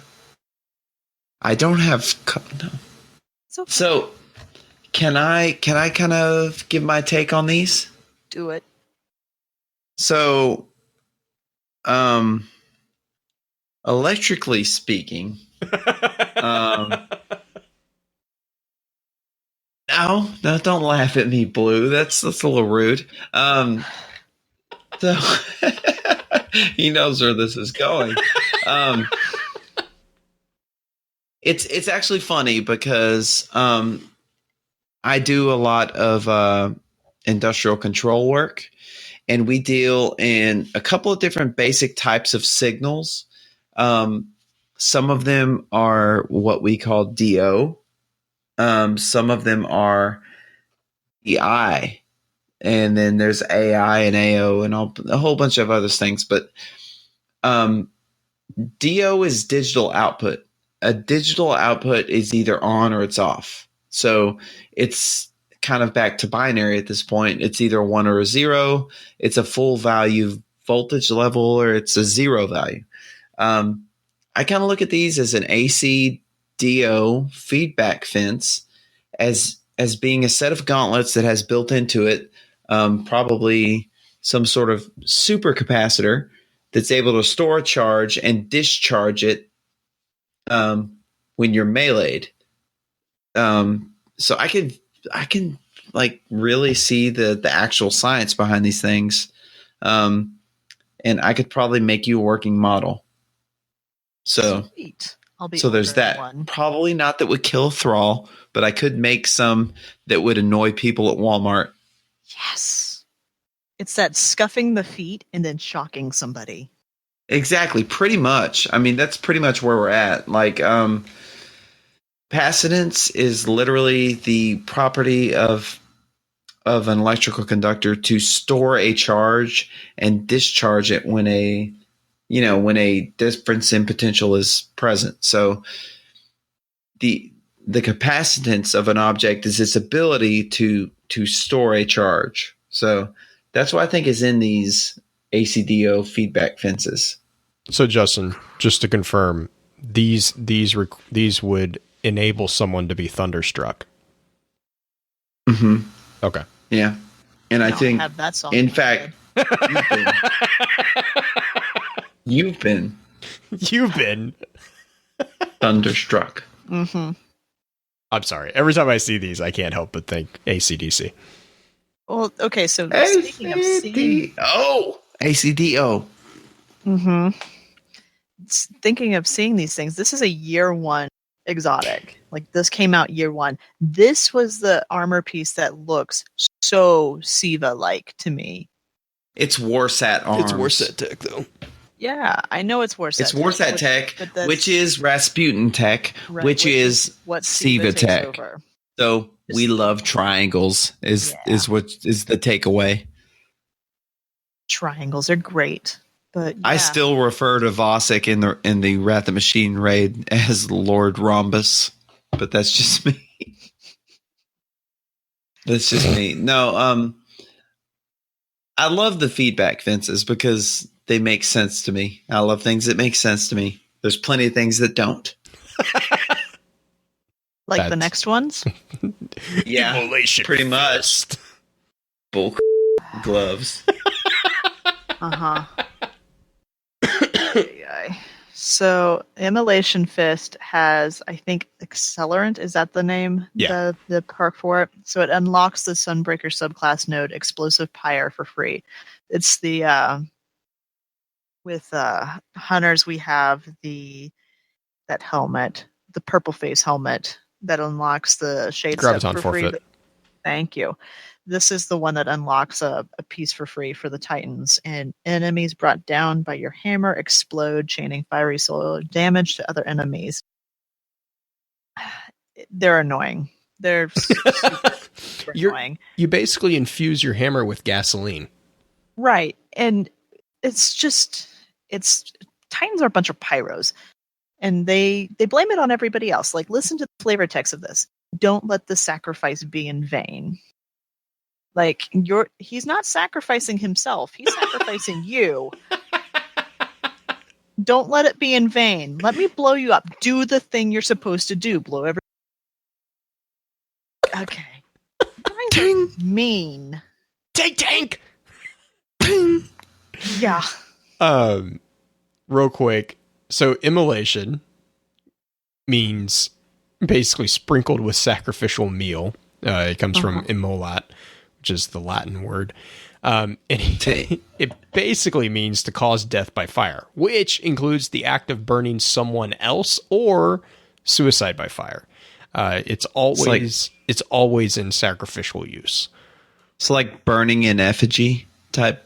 Yes, kind of. Deal? Or, burning at the stake. This is a pretty, many cultures had different versions of this Sounds a little harsh. It was a little piece, a little bit. One of the most powerful displays of immolation was actually the Buddhist monks when they basically set themselves on fire, and as a display of severe protest to I just went blank on the entire situation. toy or not. It wasn't the square. It was. Oh my gosh, I feel so bad that I don't remember this. It was a Vietnamese Buddhist monk, and it was the persecution. Oh, he was protesting the persecution of Buddhists by the South Vietnamese government. So he basically sat down in an intersection and lit himself on fire. It was a pacifist. Yeah. Pacifist by setting yourself on fire. Well, because it was peaceful protesting because he Right. wasn't harming another individual, which was his entire point, actually. Yeah. It was. Do you know what Robin Williams said? The Buddhist monk said right before he lit himself on fire. God. Guy said, "What are you doing?" He said, "Making you deal with your ish." Yeah. Yeah. I'm making you deal with your stuff. Yeah, I'm done. John F. Kennedy said that no news picture in history has generated so much emotion around the world as that one. So It's true. And so that, I mean, that's that when you talk about immolation, that's the thing. And like, if you look at, if you have not seen this picture, which I'd kind of be surprised if you haven't, because it's a very, very popular picture.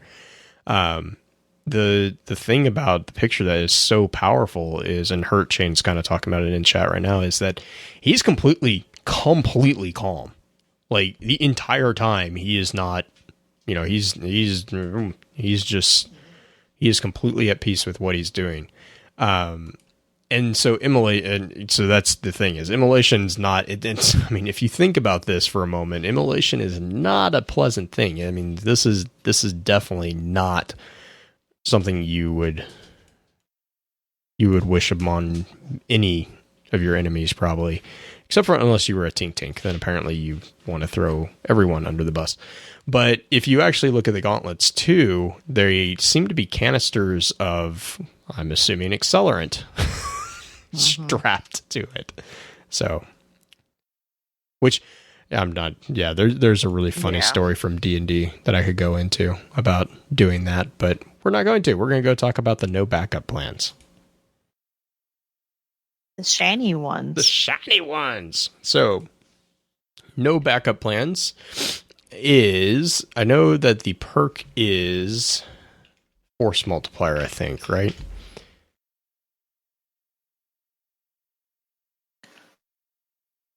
It is force multiplier. Yay! Shotgun kills trigger force barrier, and force barrier's duration is increased. And yes, they are shiny. These are the other ones that if you see them in Crucible, you think that you got lucky and found heavy. I call these the purple people beaters. I like that. That is my new favorite name.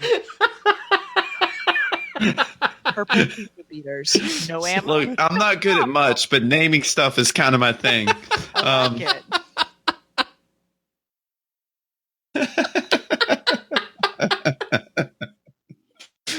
Now I want to write a song based off of the Purple People Eater, but change it to represent no backup plans. We'll make it happen. Don't worry. Oh yeah, don't tempt him. Poetry in action. No backup. Yeah, no ammo? No problem. Yeah. I want to hear Arnold Schwarzenegger say that line. I mean, this basically ties into the punching things lore of Titans. And you I'm with get a you. punch, and you get a punch, and you get a punch. All the punches. And then I know, Yay. Green, you wanted to talk about this one. I'm so excited about this one because I feel like yeah. If you were not in chat yesterday, I blew up Uni and Rhino pretty well in the Destiny chat room because I was excited. These gauntlets or the Ruin Wings have drove me crazy just because they're really weird looking. If you pull up the HR Collective, they're pretty, but they're weird because they have just all these different like little pieces that come off of them. It's like the beetle, but without the beetle. But They were jealous of Shelley. I guess as they should be. But Ruin Wings, the flavor text also got me thinking, and it talks about in the garden grows a tree of silver wings. The leaves are ruin, the bark disaster. Of the seeds we do not speak. Very, very poetic type flavor text for sure with these guys. And so I went digging and I was like, okay, I'm going to pull up an image of this, try to figure out what's going on, if there's any clues with the image of it. And then when you pull it up, you see that it's got this swirl type design. And immediately I first thought fleur de lis. Doesn't quite fit. That's French. Kind of has that imagery. I can see that, though. But it's not quite right. So I went digging even further and I was like, okay, what else does the Titans have that's themed towards them? They're very Greek Roman themed. And I found a connection with the acanthus plant. And acanthus is a stylization that they used in a lot of their pillars and just designing filigree type things. And it is this very similar design. If you pull up the wiki for it, the pillar, you can literally take the center of that pillar image and nearly put it on top of the part of the gauntlet that you'll see if you pull up just the gauntlet side picture from the inventory list. And the acanthus appears in Greek architecture all over the place. And on top of that, it was used... Virgil described Helen of Troy as wearing a dress embroidered with acanthus leaves, which super spinfoily makes me think, okay, the Helen of Troy thing, Helen being kind of this seed of destruction or this part of destruction within that whole story, downfall of that area. But that's just me being spinfoil. If you want to talk more about that, so I don't go on to this long, crazy rant of spinfoil, just hit me up in chat and we'll talk about Helena Troy and how crazy she was and how that whole situation was just messed up. Bad Paris. Not just bad Paris. Bad dad. That dad was bad man. Anyway. The other thing I noticed too, if you look at the armor, the pauldrons and the forearm covers have wings. Mm-hmm. And so that kind of ties back into the concept that in the garden grows a tree of silver wings. So I thought that was... This tree does not sound like a super amazing thing that we should really strive to be, but it's kind of interesting too, because if you think about it, in the garden grows a tree of silver wings and you're donning silver wings. So are you saying that you are becoming the tree? Could be. Oh, I think it's not. I think it's not likely, or let me rephrase. It's not possible. It's more likely that we are the seed of ruin. Like the tree of silver wings, the tree itself is the traveler, the silver wings, the ghost. Mm-hmm. Don't know I don't know how to describe. See, I was actually thinking that we were the tree of silver wings. The leaves are ruin. Our bark is disaster. So the leaves and bark are our weapons and our armor, and the seeds are the orbs of light that we drop. That's a good interpretation too. I like that. Because an orb of light seeds another guardian's ability and grows. So I want to know who spoke that, or if it was even a quote, or if it's just a read. Yeah, and I mean, and the other thing is like, what garden are we talking about? Are we talking about the Black Garden? Are we talking about the Pomona Gardens? Like, what are we, the Flying Gardens? The fact that the garden is capitalized makes me instantly my personal thought is that kind of ties it to the Black Garden. Okay. But so I'm like, I don't. Okay. Just stay with me here. Here we go. I think whatever world, whatever civilization that the traveler is cultivating is its garden, right? We are its garden right now. Does that make sense? Mm-hmm. Like, I think that's what it is. I could be wrong. I probably am wrong. It's happened before, but that's my thought. Well, poetic interpretation can be just that. I mean, it's all poetic interpretation. I don't know if there's going to be a super right answer or a super wrong answer with these guys. Mm-hmm. It's just, You know, they say poetry is like the truth. People hate poetry. So, yeah. truth. The more I think about this, so the other thing that this actually made me think of, and I had to look it up just to make sure that I wasn't going completely off my rocker on this. There's a Scottish fairy tale by it's basically Snow White, and it's called Gold Tree and Silver Tree, and some people might know this. It's a fairy tale it was collected by Joseph Jacobs. And it's basically the story of Snow White, slightly different than the popular telling, in which the king has a wife whose name is Silver Tree and a daughter whose name is Gold Tree. And basically throughout this entire story, Silver Tree is trying to trick the king into killing the daughter so that she can eat her heart. Because of, and it's a very, very closely aligned with the translations that most people are familiar with Snow White. But instead of like the stepmother, it is actually her mother.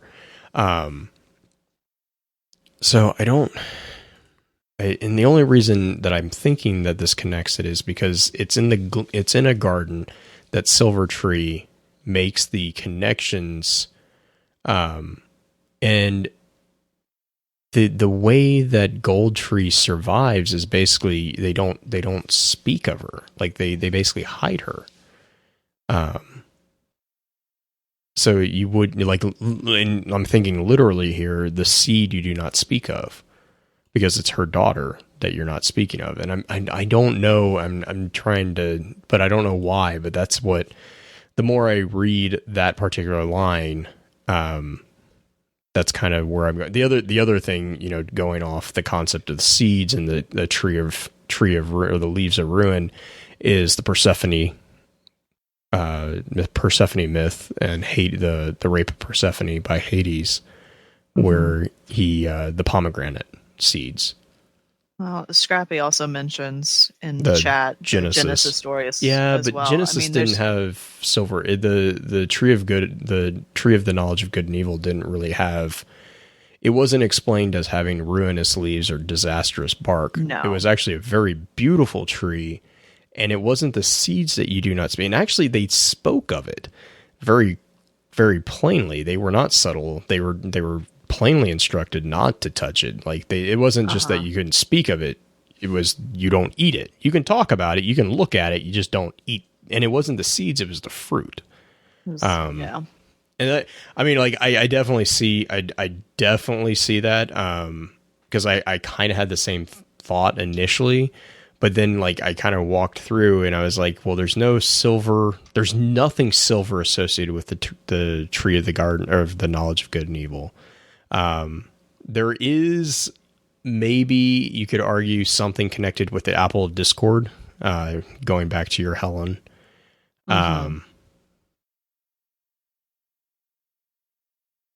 Who would be Eris? Well, yeah, Eris. That's because you always invite Eris to your wedding. Yeah. Why wouldn't you? She's fun at parties. So She's yeah, at least comical. I mean, I would just have her there for the banter. I will be honest. This flavor text is probably up there with one of my favorite flavor texts. Like it's just that mysterious, poetic. It's very well written in my mind. Yeah, in my opinion. Definitely. You want to talk about the spike gloves? Oh, the Thagamizers. Yes, the Thagamizers. The flavor text reads, "Don't get too close." Sometimes it's about the music of a conversation, right, Blue? The primary perk is 1-2 punch. It unlocks the striker subclass node Amplify for free. You get an additional melee charge, which is very similar to what happens on the old Bond Brothers strike. Right? You get too close, you get kind of... Well, and that's where I think, if I remember, isn't that where you get these?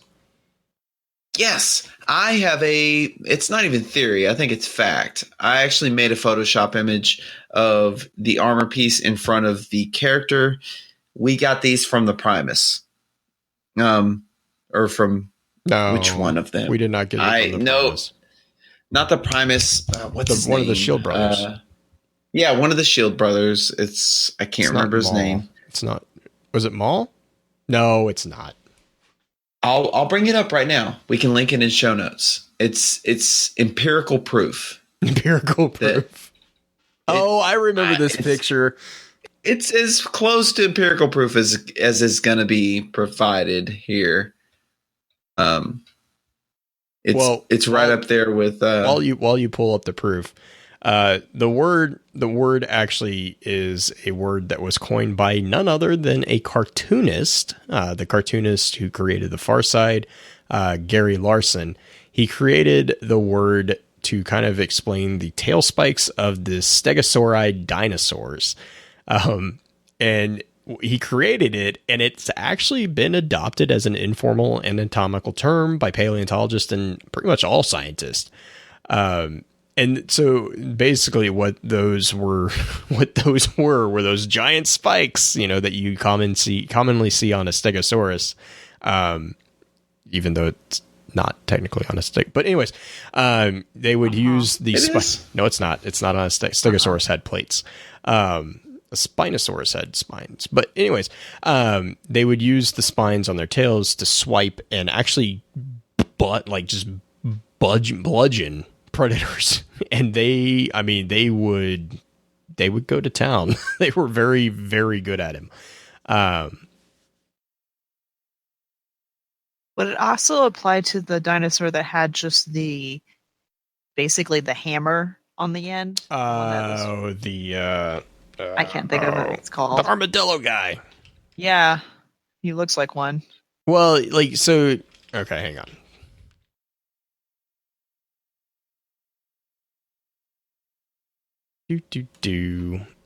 So, no, it would not, because, quote, a Thagomizer is the distinctive arrangement of 4 to 10 spikes on the tails of Stegosaurid dinosaurs. These spikes are believed to have been a defensive measure against predators. End quote. Okay. So yeah, it is specifically the arrangement of spikes that were on the Stegosaurid dinosaur, which is pretty much the Stegosaurus. Uh-huh.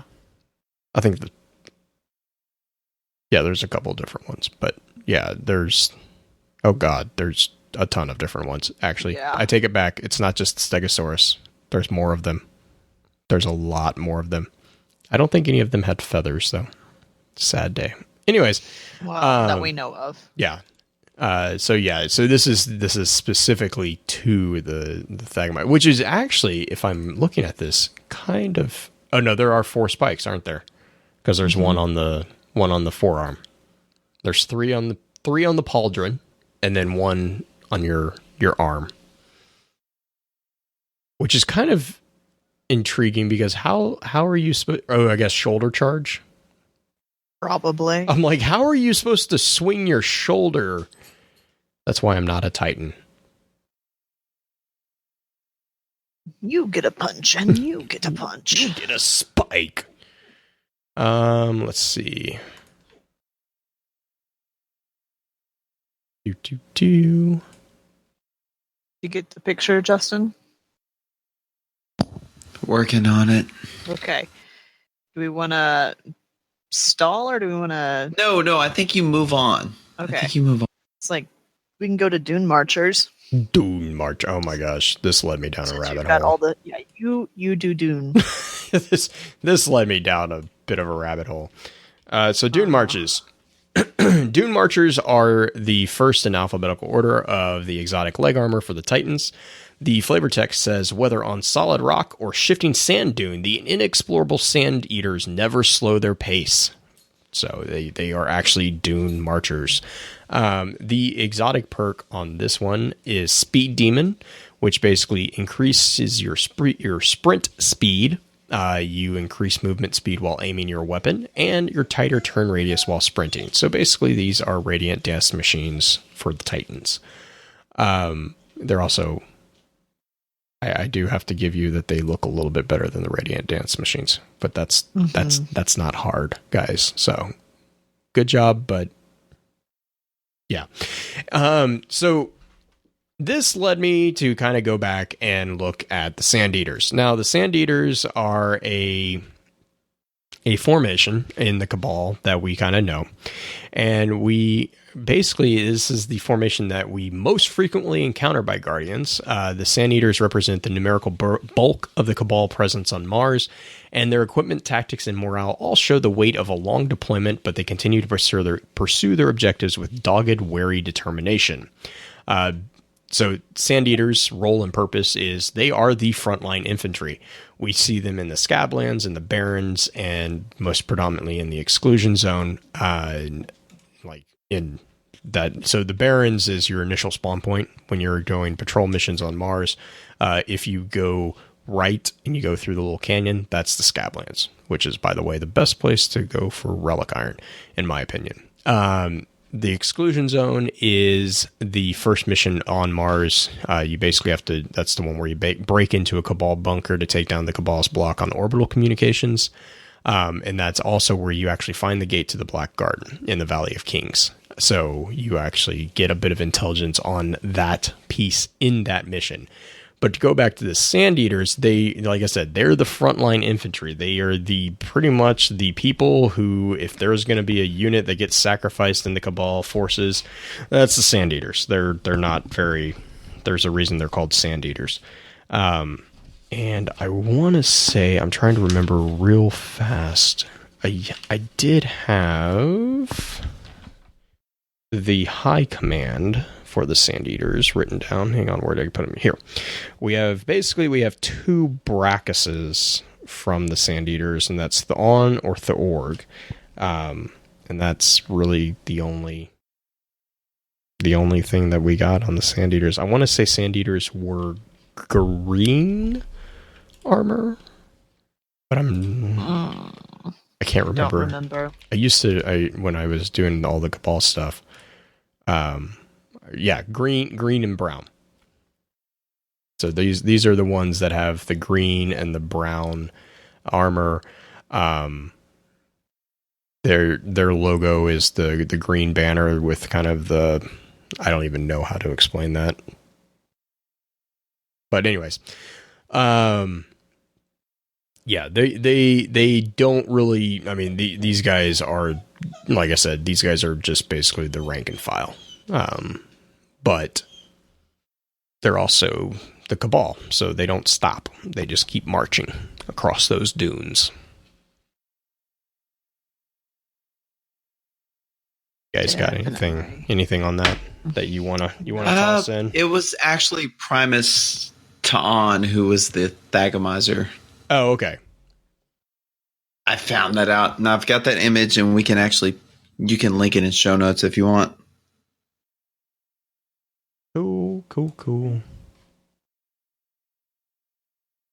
All right. So, what do we have after Dune Marchers? MK-44 stand-asides. Pardon me, coming through. I want to read that like with that British accent. Pardon me, coming through. One side. One side. But the stand-asides have that same design that I was talking about earlier with the ruin wings. It has that filigree type design on it. And their perk is the Be Somewhere Else, which has increased the duration of shoulder charge and tighter turn radius while sprinting, which means I don't get to do anything in Crucible because I'm constantly getting run over. Yep. Totally run over all the time. So the MK44 is a 30 millimeter chain gun that's also known as a Bushmaster. But beyond that, there's not a ton of things going on with it. Just has that design that's similar to Ruin Wings. And they're pretty. I like They're these. pretty, yeah. And So Wait, to I do don't- Peregrine. Unless you got did you talk? Yeah, no, okay. Peregrine Peregrine Greaves. Greaves. I So like this one. you want to talk? Well, the flavor text on this one is "Victory from on high," and the Peregrine Strike is the shoulder charge deals bonus damage when activated in the air, which is kind of an interesting little note. I like the way these look because isn't this the one that has like the blue I think so. orbs on the knees and the ankles? So this one, Green, do you want to talk about it? Well, the only thing that I had really about the Peregrine, there's just the word Peregrine. It's Peregrine Greaves means from above, and also like a traveler. So that's like the basic breakdown of the Peregrine as it's used in this. The bird itself, we were talking about it in chat earlier, just it's another one of the predatory birds that's related to the raptors, which is a type of eagle, is also a type of raptor bird. And they are beautiful. These are actually one of my favorite types of raptors because they are probably the most elegant and the most swift, because it's known to be able to dive at about 200 miles per hour when it's like diving to grab something on the ground. It's just amazing that they can get that quickly, get up to speed that quickly. There's also an automotive kind of parallel, the Rolls-Royce Peregrine motor, a version of their Kestrel class aircraft engine, developed pre-war for air combat planes engaged in close quarters combat situations. Equipped with a supercharger, it easily could boost its speed to a starting forward thrust in seconds. Most known combat plane that used this was the Whirlwind. So fun, connective back to a lot of our planes and stuff like that, or our ships in the game right there. But one of the older archaic uses of the word peregrine also means to come from another country, so foreign or outlandish. Not saying that that's something that's necessarily meant here, but it's just a fun little tie back into that we are not all from this area by the traveler. Aw, Scrappy, you're sweet. Sorry, reading chat. Yeah, I was going to say the archaic definition. If you look at them, they are, they look distinct and a little bit outlandish. So I can kind of see the play off that archaic definition a bit as well. And then the only thing we have left are the marks, which butt rags. Butt rags for... They're mud flaps. Can we just be honest? There's only one class item that matters, and it's called a cloak. I don't care about your little arm bracelets. I'm not trying to live strong. I'm trying to kill strong. I don't care about your mud flaps. Just move along. Sorry. But there's 4 different... Just moving on. just ignore it. He was like, skipping a beat. Yeah, that's what I'm good at. I'm good at pushing the story along. There's the 3 class items basically that are tied to the factions. Mark of the Oblivion is tied to Dead Orbit, and Mark of the Executor is tied to New Monarchy. Mark of the Circle is tied to the Rainbow Squad. So those are those three. And then the only other one that they have is the Mark of the Sunforge, which is the class item you got at the beginning of this last year when we first got Taken the subclass for the Sun Titan, the Solar Titan. So, and that is it. We did it.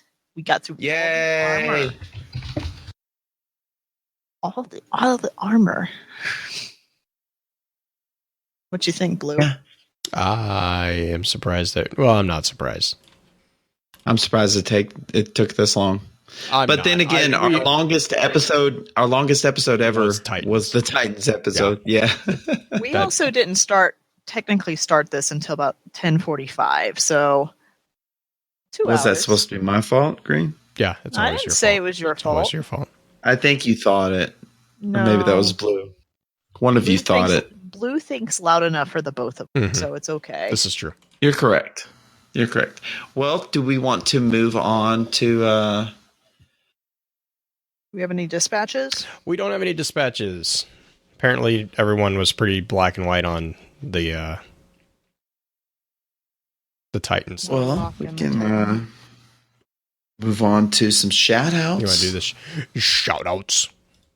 Shout outs. Mm-hmm. Go ahead, Green.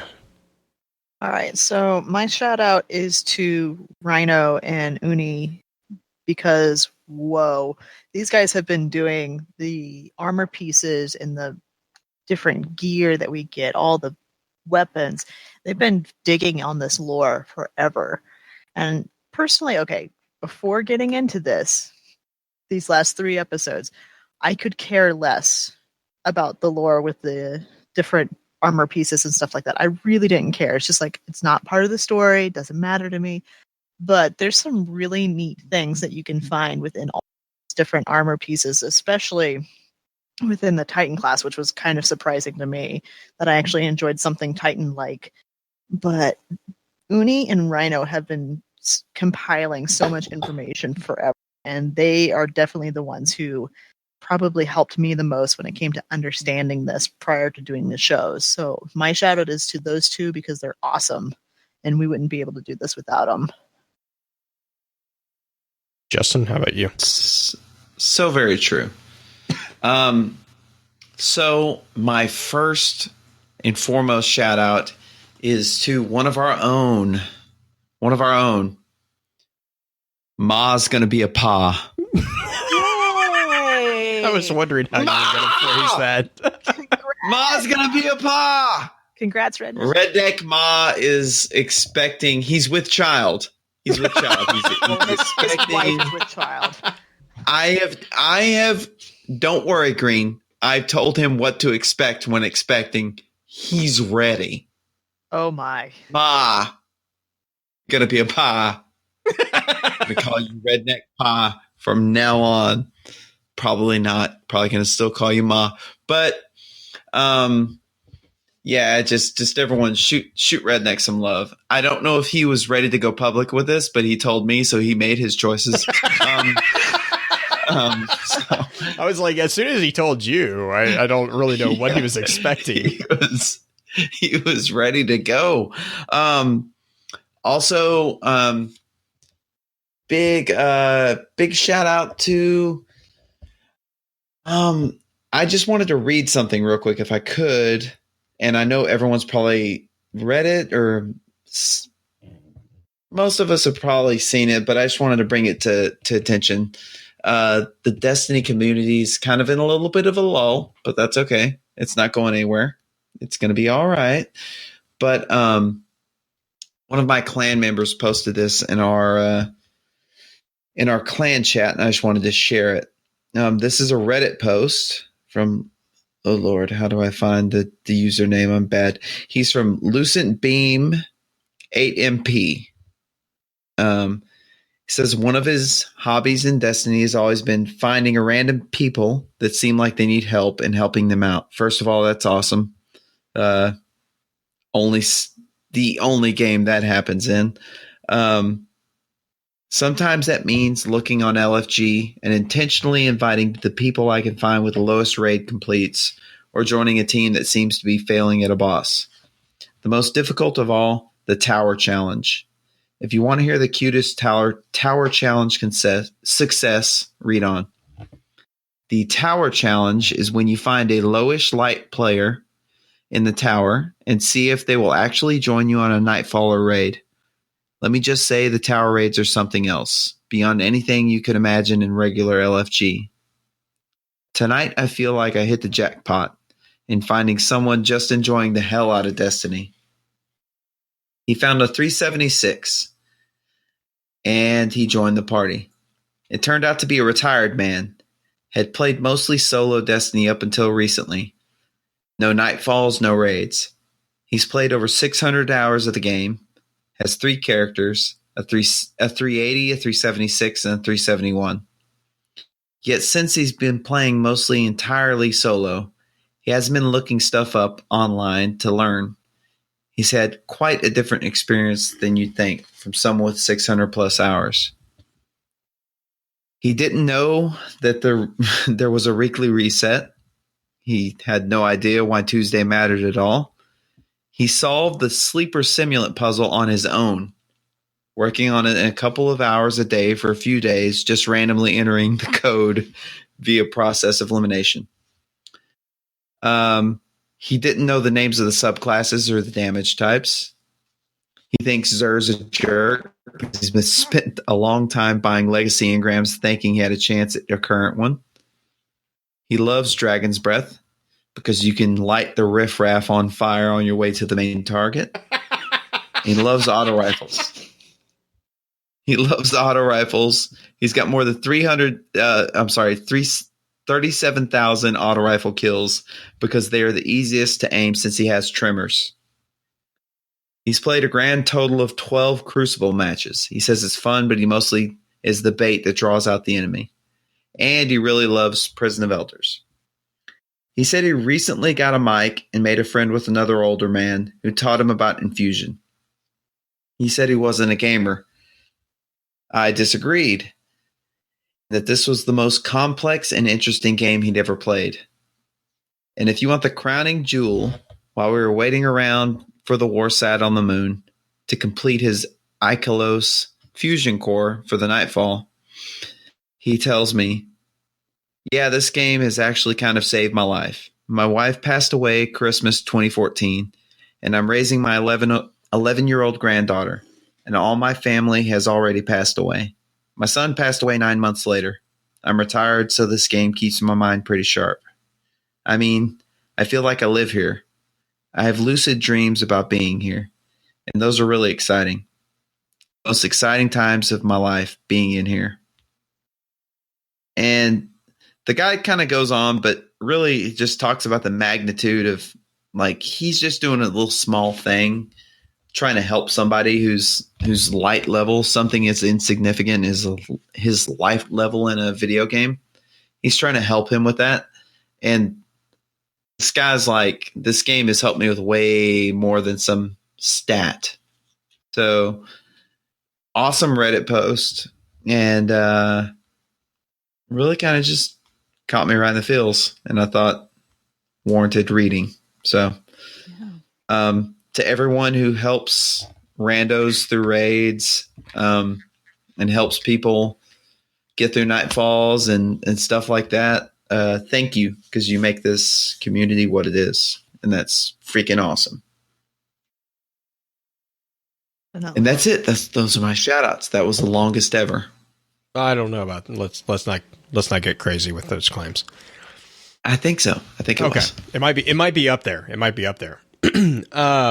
Real quick, email topic for next week is going to be on the Traveler and mythological inspirations of that figure. So I know there's probably going to be spinfoil. We welcome it. Please send it to our group hucks. And then also I actually kind of made a soft announcement in the chat earlier today, but I was talking to Uni. Uni has a wiki over on the Cryptarch subreddit that actually we kind of read from tonight, in this episode. And, you know, he's been very busy helping a number of different people with other projects. And so he hasn't been able to really keep up with this wiki. And so I was talking to him. I'm going to be talking to Rhino too, because I know Rhino has his own version of a wiki for the entire database as well. And I'm going to try to see what we can do to kind of to merge those and kind of get not a super wiki, but like kind of a wiki that allows us to access some of these trivia facts that we find so interesting, and, you know, kind of help them get a build going for that. And, you know, what we kind of said in chat was, hey, we have a community here who loves this exact type of stuff, who loves talking about the trivia facts, the connections, and all this. The one filter, we're not looking for spinfoil. We're not looking for theories on this particular piece. We are looking for factual connections on the different pieces of equipment. And this can be any piece of equipment, any piece of weapon, armor, class item, artifact, whatever you want. What we kind of are going to do is I want to ask everyone to send in those little factoids that they have, send it to our group box. And then what I'm going to be doing is I'm going to be basically filtering that over to, however we decide we're going to do this, that we're going to kind of put together a process between as many people as we can, to get those input into whichever system. Once we have that kind of worked out a little bit more robustly so that I can actually tell you where to go, we are going to try to push that so that everyone can then have a single destination site, kind of not nearly on the level that Ishtar has, because Ishtar has, you know, an amazing layout, but more for just kind of like those of us who are kind of intrigued on what the small tenuous connections to facts, like, you know, like what we were talking about with the Battle of Actium. You know, Green, you were talking about the plant connection with the Greek sculpture and all that, kind of that type of stuff. So what we want to do is, like I said, if you have any of those factoids and, you know, you have a favorite piece of armor or favorite weapon that you have done actually some research on, please send that to us, email it to us. What I want you to include in that email is a factoid. You know, obviously I need to know the piece of equipment, obviously the information. You know, you don't try to keep it somewhat succinct. You don't have to, but just try. And then if you do that, make sure to include either your gamer tag or your what's PlayStation PSN ID? Is that what it's called? I don't know. Your gamer tag, which is on Xbox gamer tag, or your PlayStation ID, I guess, which is your gamer tag, or if you have a Reddit username. We were thinking that we were going to be doing this over on Reddit.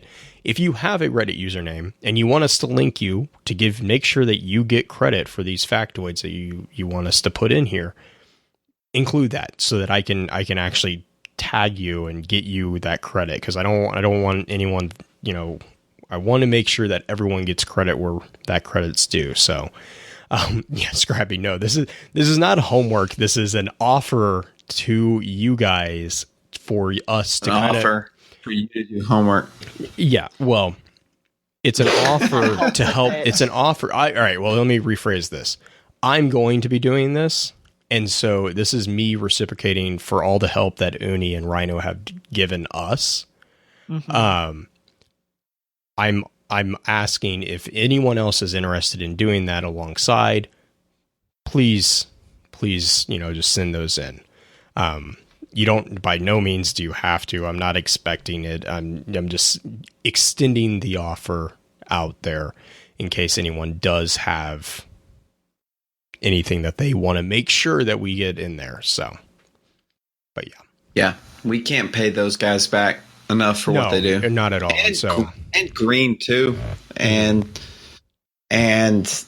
Green and Alt and Libby and Uni and Rhino and Toto. Yeah. And you too. And It takes Everyone. everybody. I mean, that's the whole point about this community is that we are a giant family and we all have skill sets that are great for what we do. It's just getting our way and helping out the way we can. And Still trying to figure mine out, but we'll get there. you're a great comedian, Heather. Justin. Thank you. You're also a good punching bag sometimes too. So we'll keep you. Oh, around for that. thanks. Yeah, no problem. You're But- sweet. Yeah, I know. I'm a sweetheart. But yeah, Blue doesn't drop that one. He just hits me. yeah, Blue. I don't think is going to argue on either of those. I'm points. not ready. Yeah. The food. He's shoving a Twix in his mouth. Yeah, right I'm now. like, I'm just gonna start eating because I have nothing to contribute to this conversation. Well, it's that time. It's that time of the podcast where we've made Blue start to stress eat. Mhm. I think it's time. Actually, a cough drop because I'm trying to fight off this cold. So Yeah, I've been muting every once in a while just so I could cough without coughing on podcasts. So That's what I was muting for. stay healthy, everybody. oh man. Okay, guys. With that, we'll begin to wrap the chat up. Thank you again to those over on Twitch for coming to spend your evening with us. If you'd like to join us, please be sure to give us a follow over on twitch.tv/FocusFireChat. Links to all our sites can also be found with our episode archives over on www.focusfirechat.com. Please be sure to email us at focusfirechat@gmail.com with any feedback or questions concerning the podcast, and let us know how we're doing by giving us some feedback on iTunes or through email as well. Be sure to check out our partner podcasts within the Guardian Radio Network over on the guardiansoftdestiny.com. So, until next time, focus your fire and may your light shine bright.